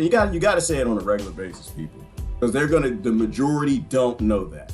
And when America flies over, and Britain and Russia, because they'll all be in it together, and they fly over in these craft that they've been making for the longest time and start beaming alien rays or whatever down, just understand it's your government. Just understand that, well, your government's going along probably with the families that are doing it, the 13 families that run this world, the market that makes nations commodities on their market, right? They'll blow up a whole nation just to kind of change the stock prices. That's how you make money when you're in a market. You have to kind of change the values of your commodities. They'll destroy a whole country. That's just how the world works. And we can accept it or not. It's how it works on our level, so you know it's how it works on their level. You can stop with the American flag. America does not exist. It hadn't existed in a long time. Maybe it never existed. That's just real talk. Good morning, Emil. We called his butt on his bull. Whose butt we calling somebody bull? Somebody, Lord, what happened? What I missed? Somebody butt got called some bull? That's way up in the comments. I know what that's talking about. They got us by the balls. Yes, they do, Tony. Who said that? Carlin. They got us by the balls. He said it the right way. And nobody cares. Nobody's listening. That's why we say it every day. When somebody got you by the balls, who you ask for help? Tony, somebody got you by the balls, you ask for help. Do you say, no, you can't help me because you white people. You can't help me because you Asian people. You can't help me because you ain't a Christian. You can't help me because you don't live in my nation. When somebody got you by the balls, somebody slapped this person. Help! No, you know, it's just, people are amazing. There's something wrong with people's brains. You know, when you know we're facing extinction and they got you by the cojones, everybody, anybody, somebody knocked this man out. You know, you know, but people don't know that they got him by the balls. I think because they numb him, Tony. They give him the pharmaceutical drugs and the chlorine and the fluoride, and that kind of numbs your feeling. And the testicles, apparently, that have senses now, that people are putting them in soy sauces. It amazes me. It amazes me what happens in our world. That's why it's pretty funny. Let's hope. Oh, goodness gracious, a lot of comments here. Oh, y'all like the alien. We got an alien crowd here today. All right. She quit because of the moron population. Ooh, oh, exactly, Tony. That's right. That's why Debbie walked away. It's the moron population. It's lonely at the top. And at the top, it's very easy to control people. A good example of that is representative government. Why do we have representative government? Because they're easy to control. That's the only reason. That's the only reason. Past the teletype. The only reason we have representatives is because they're easier to control. You only got to buy 3,000 people and you can make America a massive nation of 310 million people. Do anything that you want them to do. You can have endless wars. You can starve and genocide people. You can kill all the babies you want and get people to ignore it. You own the media. That's why we have representative government. So you can't have Debbies and Stephen Greers and people becoming influencers without being able to control them, right? We talked about it last week. What's the name of the worst place in United States prisons is called the CMU, I think it's called. And when asked the question, well, who goes to the CMU? It's the worst of the worst of the worst. And you're thinking like, man, a man that rapes and kills and murders and eats the babies and rips people apart. No, the worst of the worst of the worst are influencers.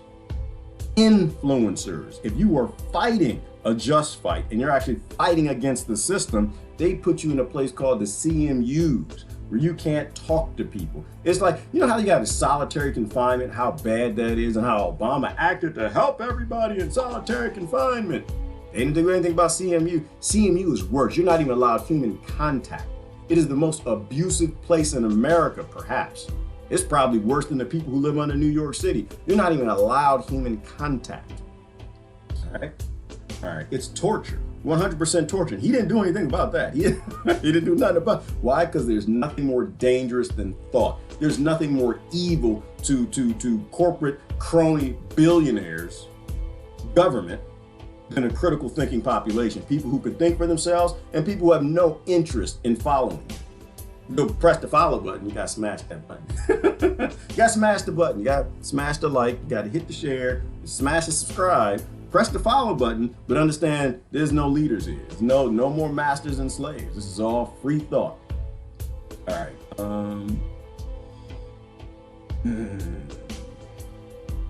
Is this Tabby Star or a new one? All right, that's Tabby Star. That's the soup. That's the one, Susan, where they thought it was a megastructure. There are a lot of interesting things that happen in space that should scare the hell out of everybody, Susan, but that's not the one that scared me.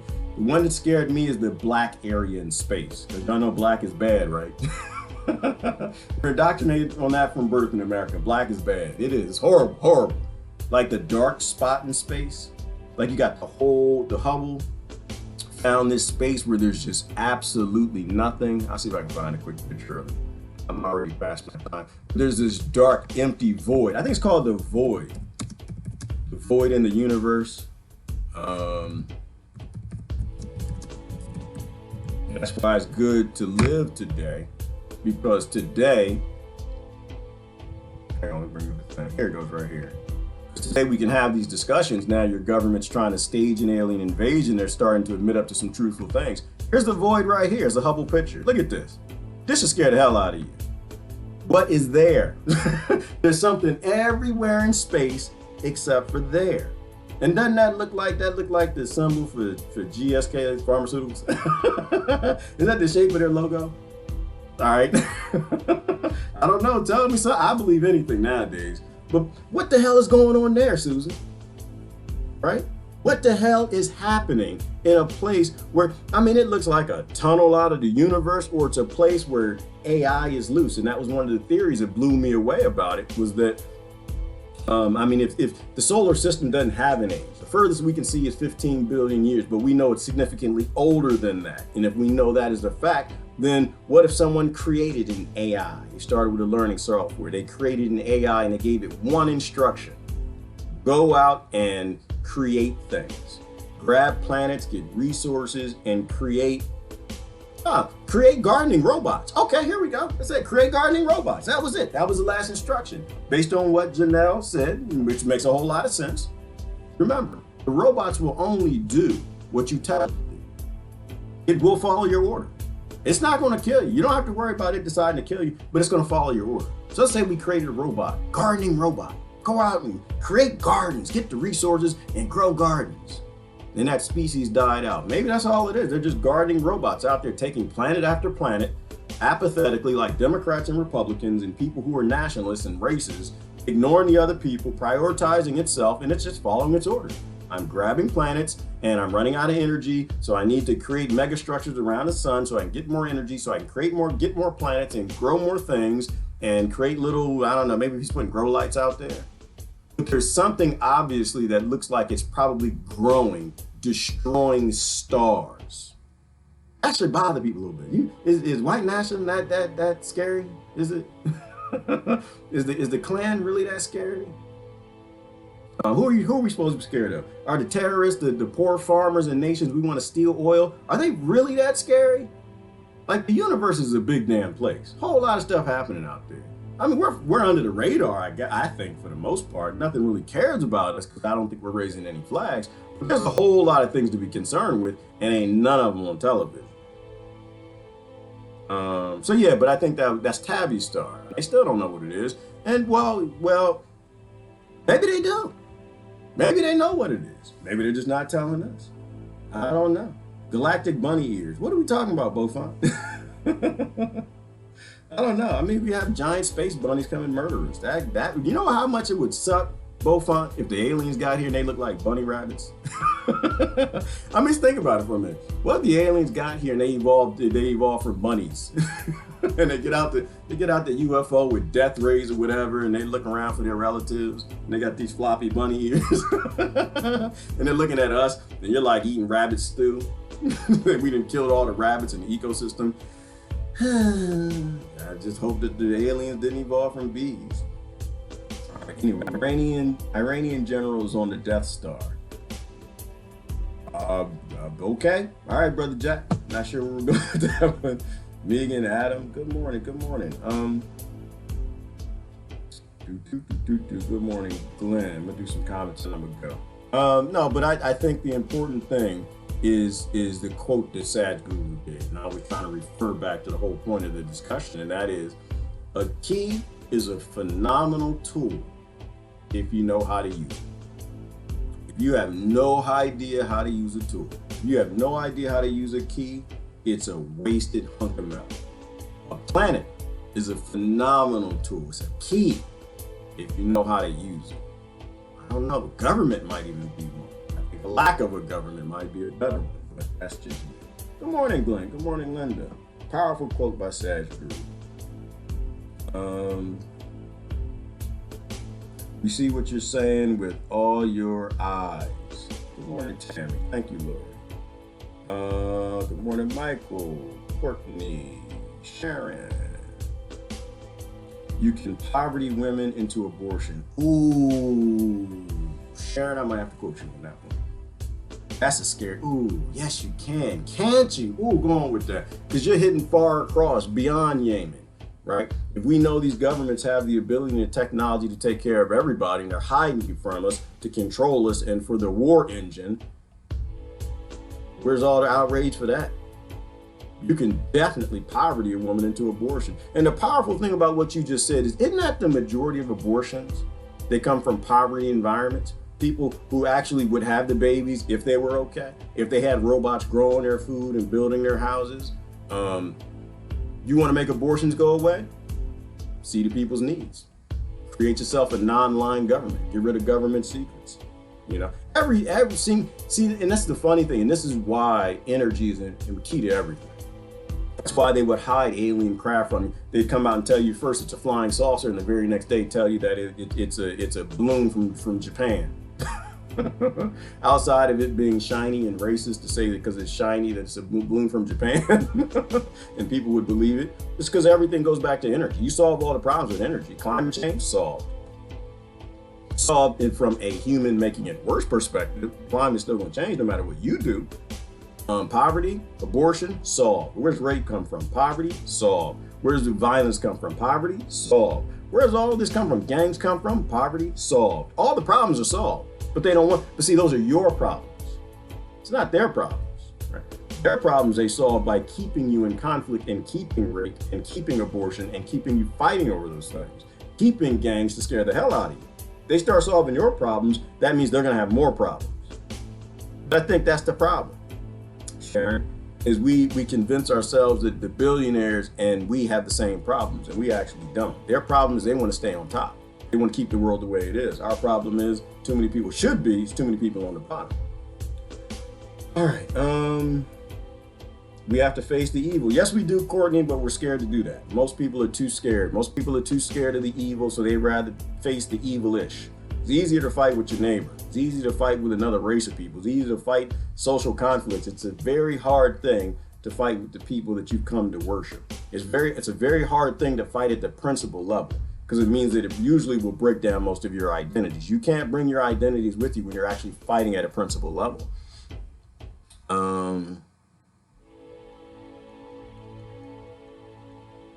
Still waters run deep is the only prerogative in the matrix. Just be and watch how the myths reveal themselves. Ooh, and that's it. Keep calm. That's that keep calm me Kevin's talking about. Keep calm, keep thinking. Keep calm and focus on principles. Keep calm and keep processing. And you'll figure it out. It'll reveal itself. That's why reasoning is such a powerful tool. You can teach people how to reason and critical thought. You make powerful creatures out of them. And that's why they don't teach it in school. They don't teach the kids to reason and critical thought. You make the kids too powerful, then you make the government weak. And they can't have that. That's why you have a Department of Education.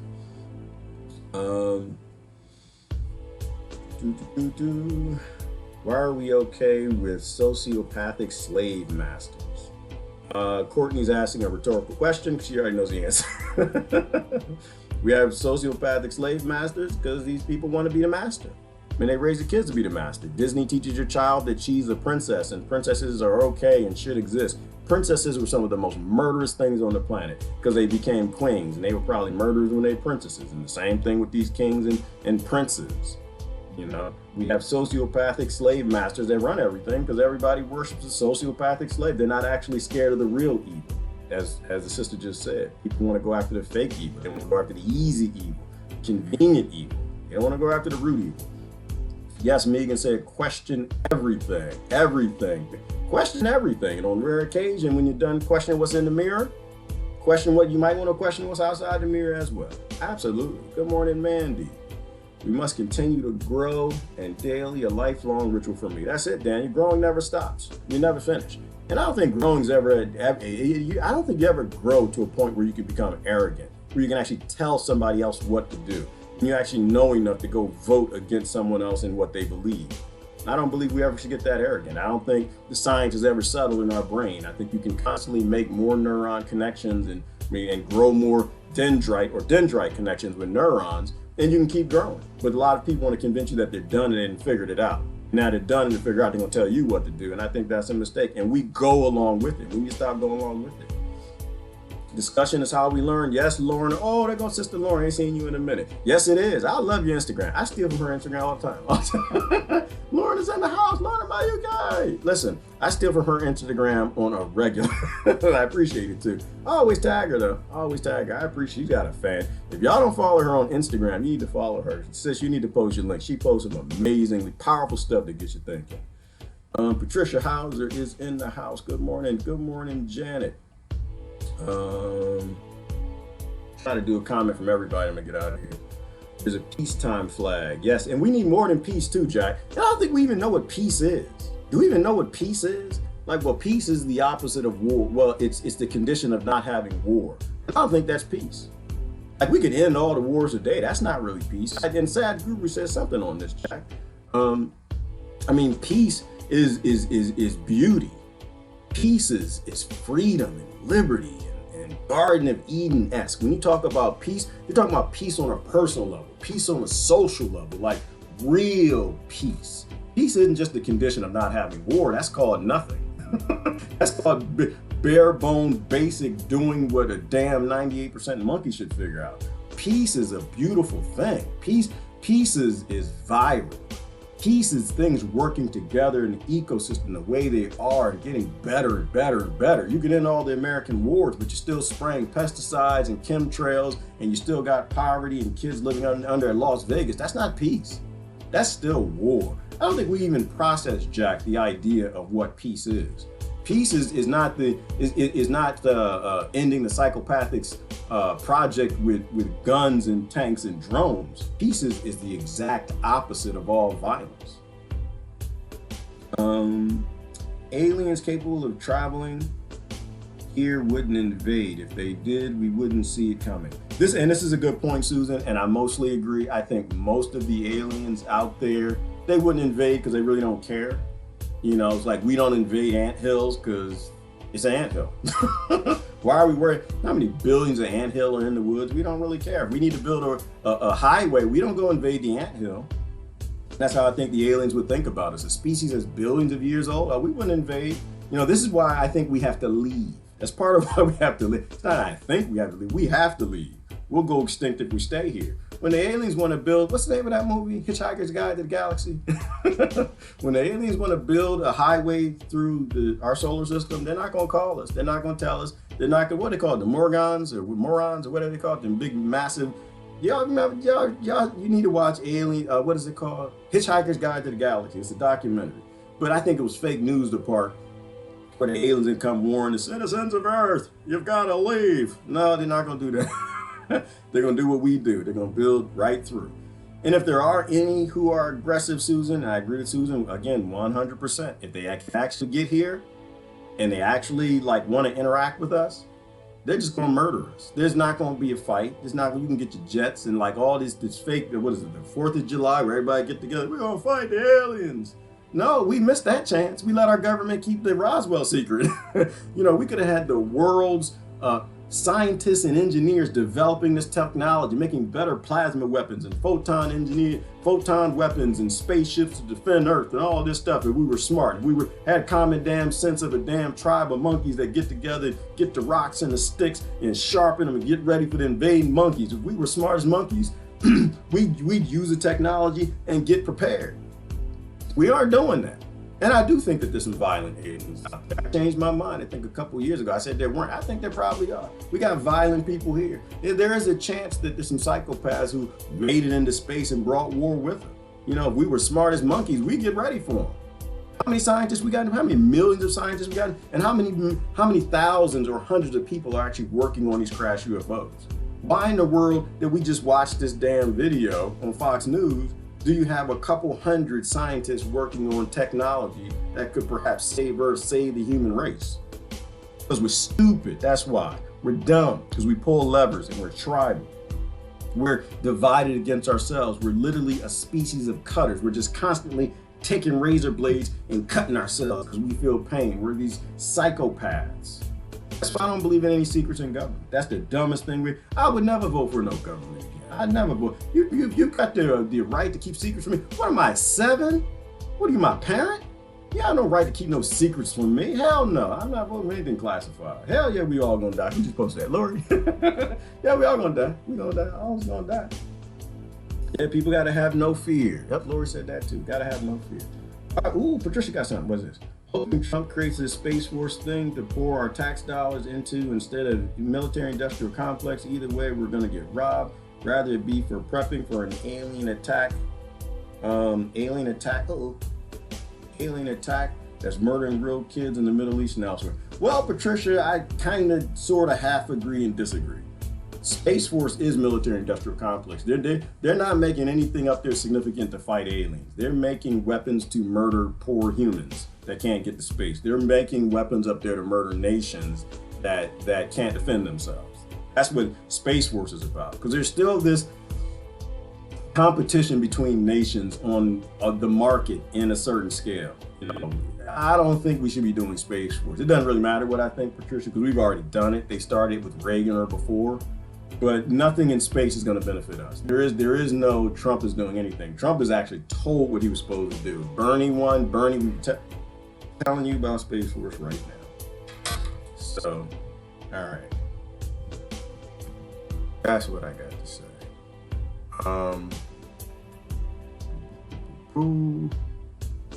That's what I got to say. I'm gonna have to get out of here. But I was gonna look and see if anything else was interesting enough to share. Black holes. Those are a thing, Lorna. Black holes are everywhere. And now we finally got a picture of a black hole. I'm just considered 20 million black holes in the universe. We finally saw one. We know there are 20 million flying around the Milky Way galaxy. And they murder everything they come across. They murder everything they come across. Might be a good idea for us to pay attention to that. That's another real problem.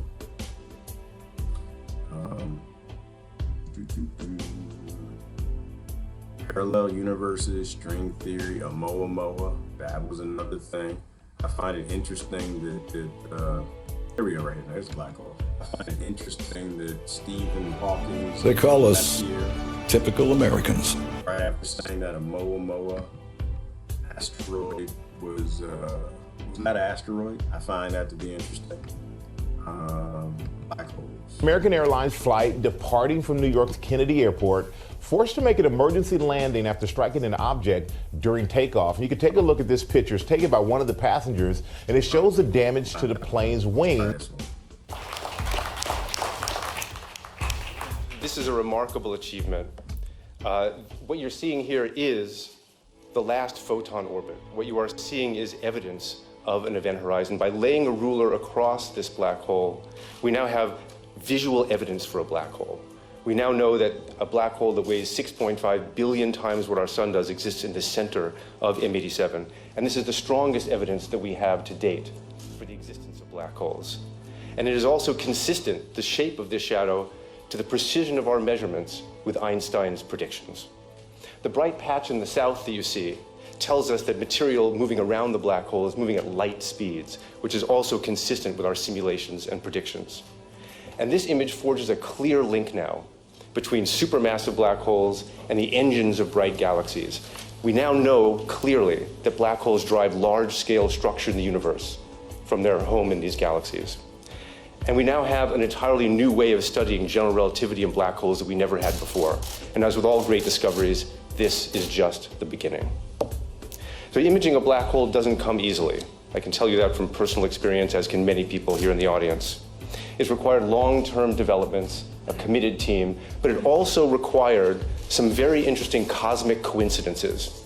Take, for example, the maelstrom you see before you, like the hot gas swirling around the black hole. A photon has to leave from close to the event horizon, travel through the hot gas in falling to the black hole, and light rays of a millimeter wavelength, radio waves, can make that journey. Not all of them can. Then that radio wave has to propagate 60,000 years through the M87 galaxy, and then another 55 million years through intergalactic space. And then it winds up in the Earth's atmosphere, where its greatest enemy, the greatest danger, is that it will be absorbed by water vapor in our own atmosphere. So the Event Horizon Telescope uses telescopes at high dry sites so that we can see the photons that have traveled to us so far. So far, so good. We have the photons. But the M87 shadow is very, very small compared to the galaxy that surrounds it. So in order to see it, we needed to build a telescope as large as the Earth itself, given the wavelength of light we were trying to observe. And to do that, we use a technique called very long baseline interferometry, which you can see a schematic of here. Radio waves from the black hole hit radio telescopes, where they're recorded with the precision of atomic clocks that lose only 1 second every 10 million years. When you've registered these radio waves so precisely, you can then store them on hard disk drives, send them to a central facility where they can be combined precisely. It's exactly the same way that a mirror used at an optical telescope reflects light perfectly and in synchronicity to a single focus. And when we do this, we can synthesize a telescope that has the resolving power as though we had one the size of the distance between these telescopes, truly turning the Earth into a virtual telescope. All the sites that we used can be seen here. We have telescopes from Hawaii to Arizona to Mexico to Chile to the South Pole and Spain. But even this broad global network is not enough by itself to make an image. You can think of them as being silvered spots in a large global mirror. The key is that the Earth turns. During a night of observing, we are able to sweep out more baselines, more coverage of this virtual mirror to make our image. So on the left, you'll see the Earth turning. Every pair of telescopes provides us with one point on the center panel, which fills in the Earth-sized virtual lens. And on the right, you see the evolving image. The more and more data we get, the more we fill in this virtual mirror, the sharper our view of the black hole becomes, until you wind up seeing what we have as the final image there. So we've taken advantage of a cosmic opportunity. It's remarkable when you think about it. Light that left near the event horizon, traveled all the way through intergalactic space. It hit our telescopes. The Earth just happens to be the right size. So we get resolving power so that we can see the black hole in M87, whose mass and distance let us observe it. And then the Earth turns to fill in our mirror so that we can make this image. It's truly remarkable. It's almost humbling in a certain way. Now, we are 4 members of a large collaboration, and it is our distinct honor to be here to represent that collaboration. We are 200 members strong, we have 60 institutes, and we are working in over 20 countries and regions. We consider ourselves really to be explorers. Through international cooperation and innovation, we've exposed part of the universe that we thought was invisible to us before. It's our responsibility now to report these findings, and we're doing that today to the National Science Foundation, to our funding agencies, international and foundations, and to all people who support pioneering research, and also to the taxpayers. Nature has conspired to let us see something that we thought was invisible. This is a long-sought goal for us, and we find it tremendous, and we hope that you will be inspired by it too. Thank you, and now let me introduce Dan Maroney, who's literally gone to the ends of the earth to collect some of the data that we've seen here today.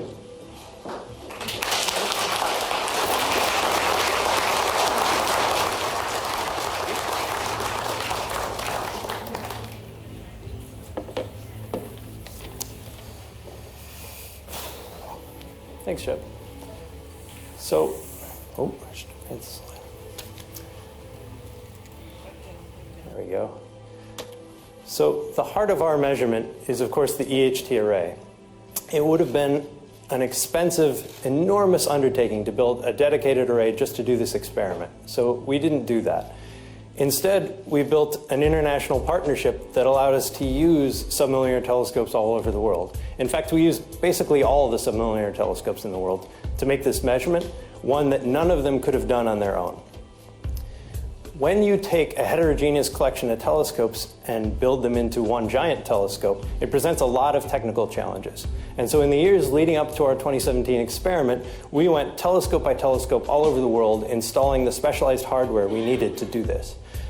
Most of the telescopes had detectors that we could use, but almost none of them had the atomic clocks we need, and certainly none of them had the very fast data recorders that we use. Some places we had to do even more. A good example of this is the ALMA telescope in Chile.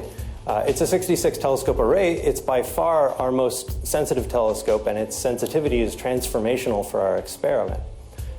But in order to use it, we didn't just need the basic hardware, we also needed a special piece of hardware that could sum the light from all the telescopes before we sent it to our recorders. This alone was a many-year project using an international collaboration of people from the EHT and also from the ALMA project.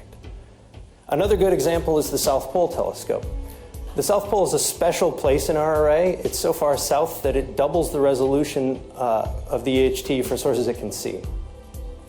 But the SPT was designed to do a completely different kind of measurement. It studies the cosmic microwave background. And so its detectors are not the detectors we need. We're going to keep... So in addition to bringing down an atomic clock and all the tens of crates of hardware that we needed, we had to build a special receiver that would detect the light the way we needed detected. It's ongoing in Washington, simultaneous announcements in Brussels, Santiago, Shanghai, Taipei, and Tokyo, because you're seeing there live the culmination of an international scientific effort. And looking at the right of your screen at the first ever photo of a black hole. You see the Event Horizon. It is the Event Horizon telescopes which have captured this. You've been listening in live. I have questions. I'm going to tell you what I see in that. Bob McDonald, though, is going to join us. I'm betting he's got a great big smile on his face. He usually does. But how cool, Bob, to see science revealed, what I might call the black holy grail for astrophysics, captured there for the very first time. Very funny. Tell me what we saw.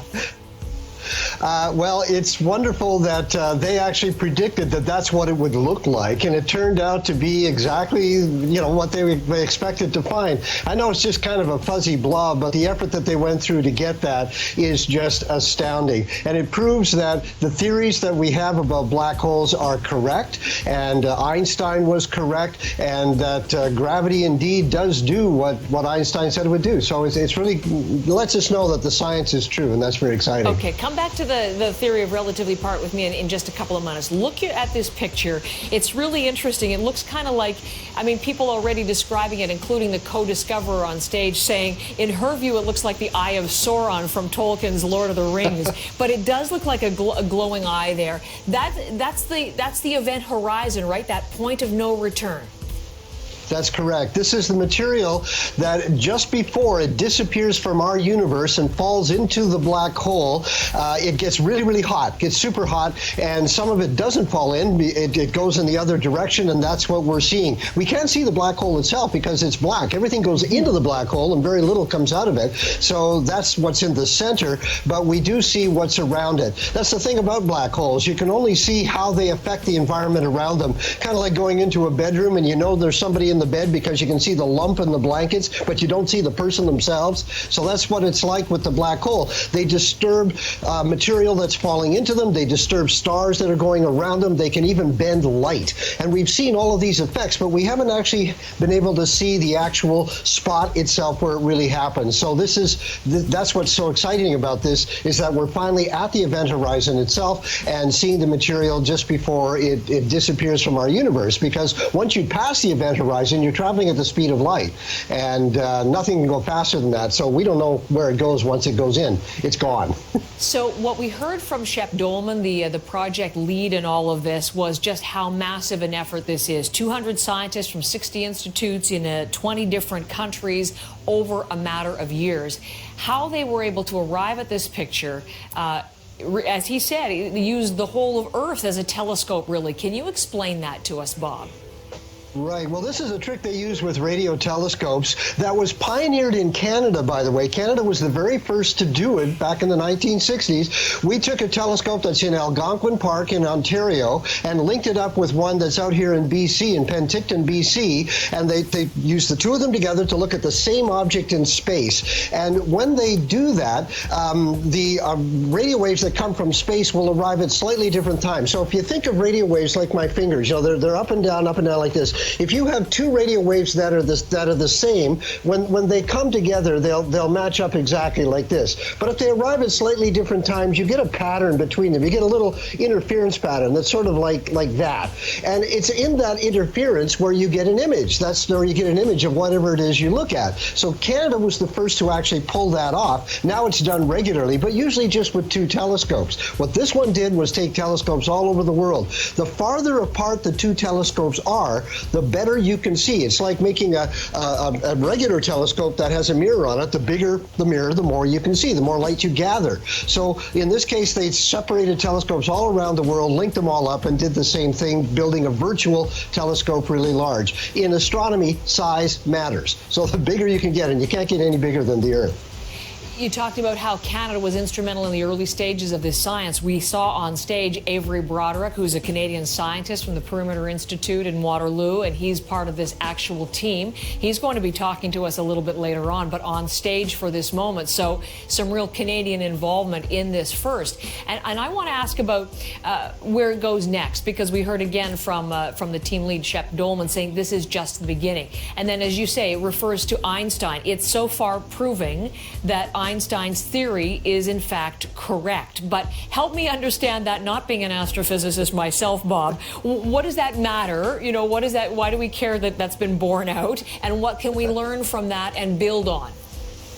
Well, what Einstein was really obsessed with is gravity. The same stuff that's holding you on the floor right now, Heather. This mysterious force that's everywhere in the universe. Sometimes it's really strong, sometimes it's really weak, and we don't know exactly how it works. Einstein was frustrated by that, but he wanted to know what happens when you go to the extreme, which is what a black hole is. So he theorized this whole thing. Stephen Hawking took that one step further and started to study what actually goes on at the event horizon.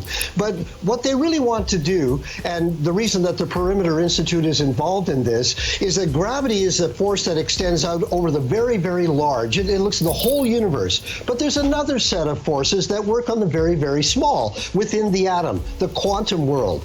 And Bob, scientists have been trying to bring the two of them together. Einstein wanted to do that. Bring the two of them together so that we have one theory. Okay. It's now called the theory of everything. Bob, can I interrupt for just a second, Bob? To describe how they all work. Well, sorry, I don't mean to cut you off. I just want to take you, listen with me, because let's go back to Washington. Here's the Canadian. Here's Avery Broderick talking about his role in all of this. Let's listen in live together. In two distinct but related ways.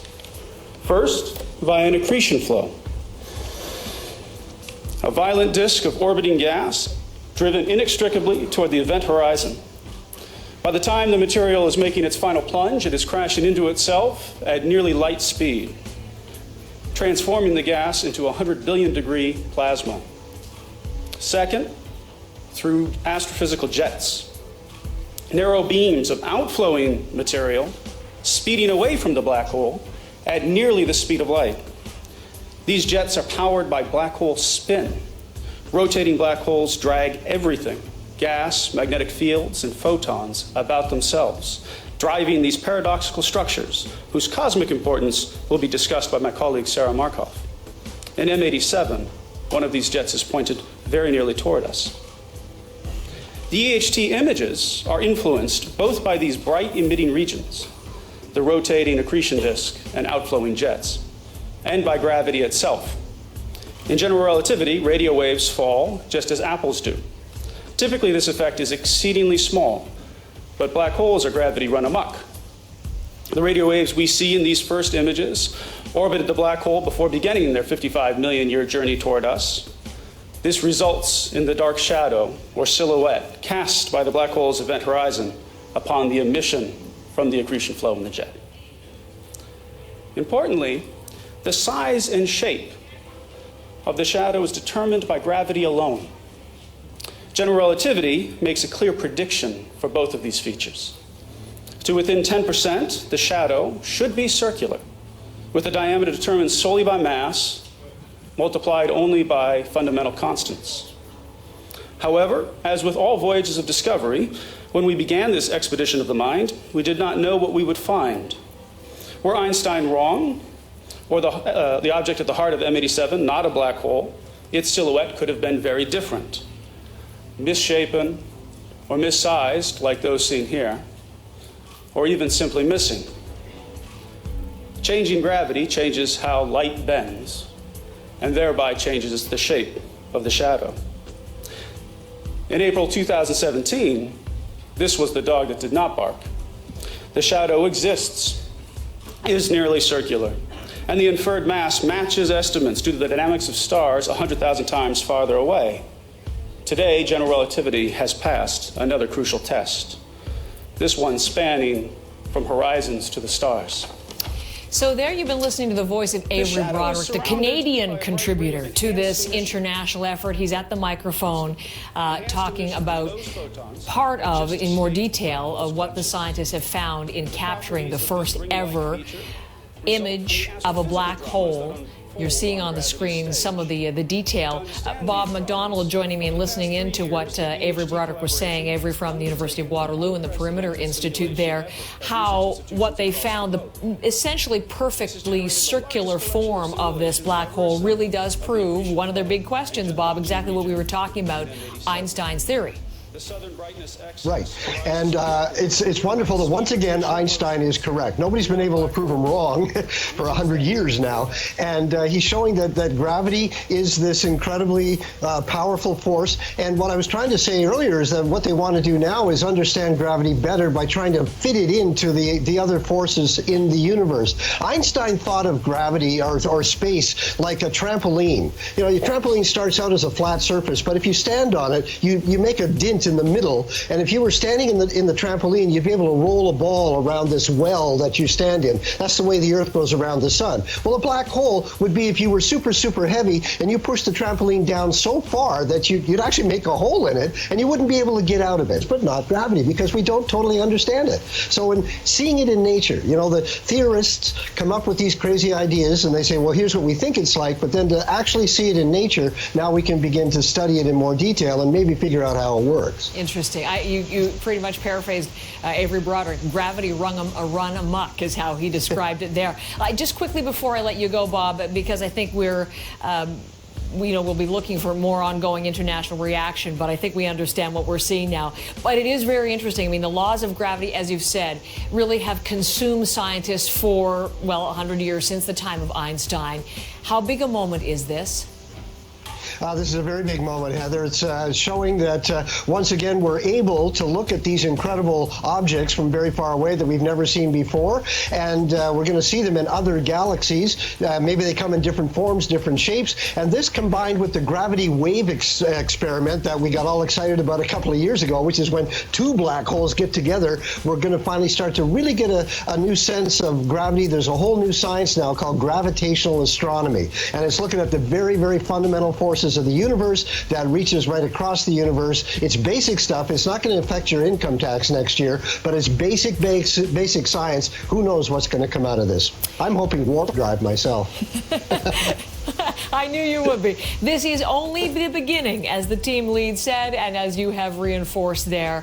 And Bob, as we say goodbye to you, there is on the screen that first ever image of a black hole, the event horizon. Bob McDonald, our science commentator, the host of Quirks and Quarks, thank you so much, and feast your eyes on that. You saw it live right here on CBC News Network, the picture that we've been waiting for decades, the first image of a black hole. You're watching CBC News Network.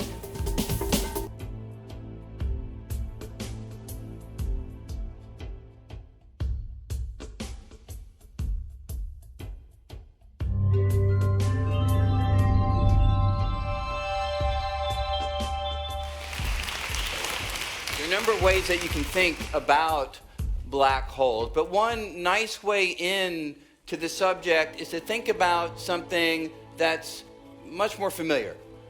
Thinking about escape velocity. Let me describe what I mean through a couple of sequences here. So imagine that you are on the surface of the Earth. So let's sort of zoom down right to our planet.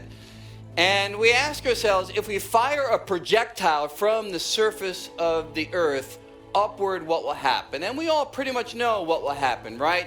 So if we take a cannon and we fire a cannonball at a fairly modest speed. Scary?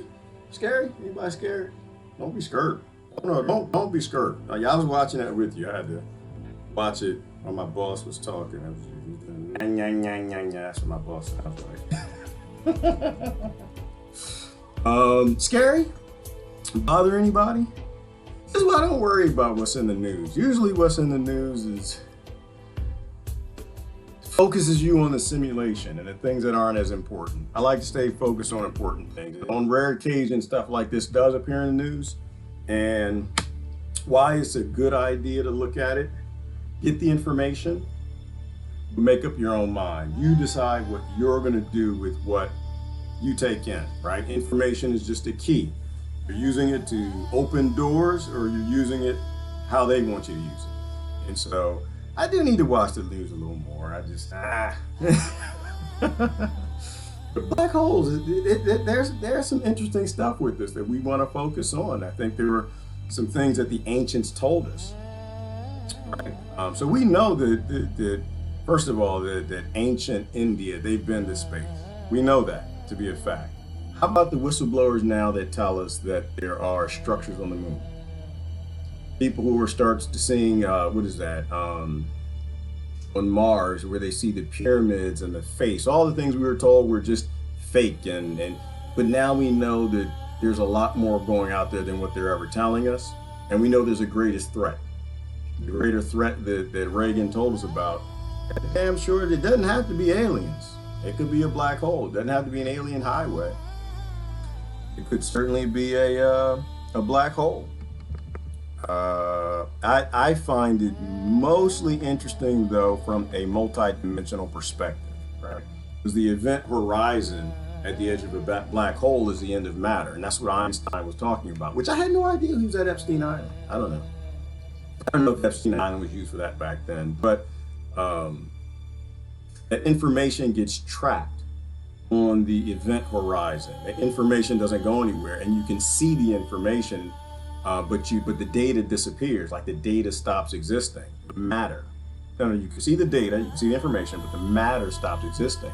So a black hole, as someone once put it, he said, black holes are the edges of the beaker of our dimension. Right? We're in this beaker, and a black hole is the end of our dimension. It's the end of matter existing, so it's the end of our dimension.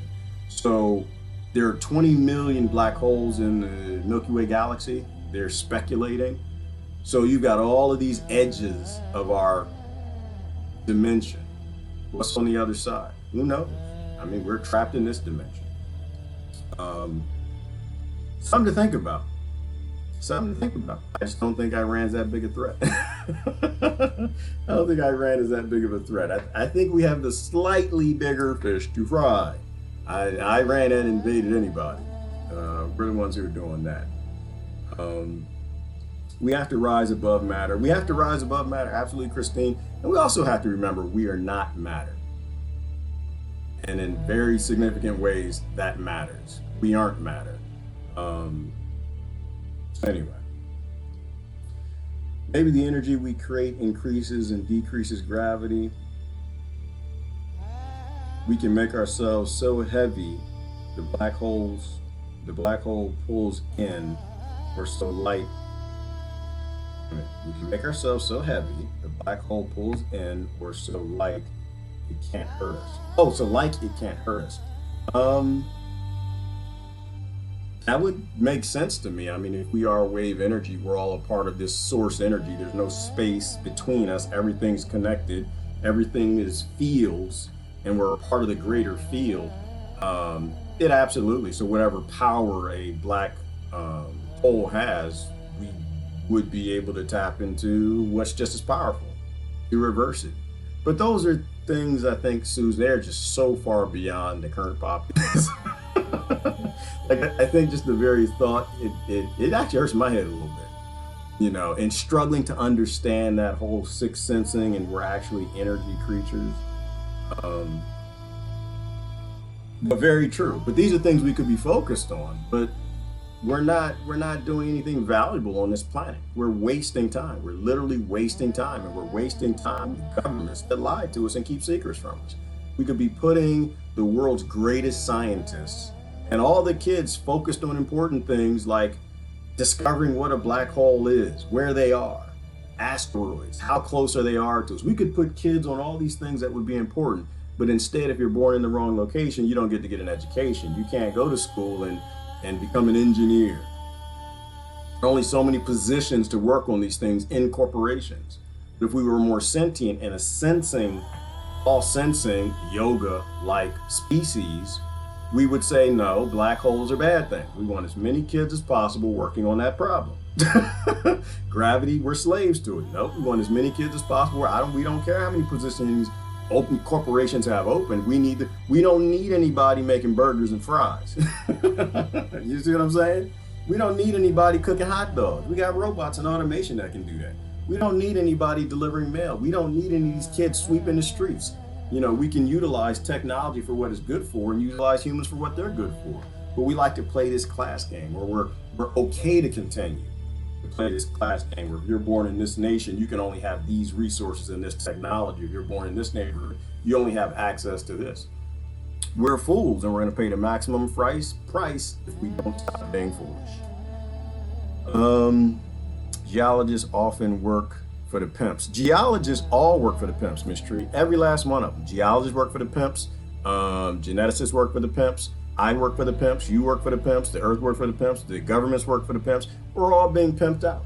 We're all being pimped out. And it's like Nancy said, it's all a simulation. It's all a matrix. If it makes money, it's allowed. If it makes money or power, it's allowed. If it takes away money or power from the wrong people, it'll never be a part of a global conversation. So yeah, we all work for the pimps, and this is why you can't trust anything. I like the news, those two news reports, because I'm going to take that information and do with it what I will. But what they want me to do with it, what NASA wants to tell me about it, I'm not really interested, right? I'm not worried about what the pimp wants. I'll take the information, I'll use it as a key to try to open the door. And any of the geologists or archaeologists or scientists in pharmaceutical industry, anytime they do something that breaks the power narrative of the time, they all get silenced. Like Mary Leakey finding footprints around dinosaur footprints. It doesn't go along with the standard narrative of the time, so she was kicked out of the archaeological communities. Maybe the energy we create. Okay, with that one. All right, about to get out of here. Hey, good morning, Katie. I gotta go. Not sure the theory of gravity is all that well proven and can't be explained by simple density. Oh, Patricia, gravity has not been explained at all. It is not that we don't know what gravity is. I think that there's been a shift right now, right? The shift is that gravity doesn't pull, but it pushes, and that somehow matter, EMC equal E equals MC squared, and these massive structures create gravity. Or not create gravity, they create something that gravity wants to push on. So there's a lot of weird things to that, but we don't know what water is. That's too deep. That's too deep, Patricia. We don't know what water is. I like how Sage Guru says that. He says, we don't even know what water is. We know how to use it, but we still have no idea what water is. So, but hey, we could have the world scientists trying to, work on water. We're not really doing that. Good morning, Christ. All right, I got to get going. All right, there's Gerard. Y'all have a wonderful, phenomenal day. Love y'all to death. And the quote of the day, Sage Guru. A key is a great tool. It's a phenomenal tool if you know how to use it. If you don't know how to use it, it's a hunk of metal. And if you have a government that turned into a corporation in 1871, It's a guarantee that none of the keys that are given to anybody around will be a key that opens a door that frees their slaves from that plantation, frees any of the employees from forced labor. All right, how you going? Y'all have a phenomenal day. I'm out of here. I need to find, there's a great stuff on Roswell. Great stuff on Roswell, because the people on their deathbeds were saying what was true, and now the kids are like finding the diaries and different things, but that literally all happened. So anyway, how you going? Y'all have a wonderful day. I'm out of here. Bye-bye. Let's stop with the conflict. Start using keys to open doors to the future. No longer use them for shanks for corporations.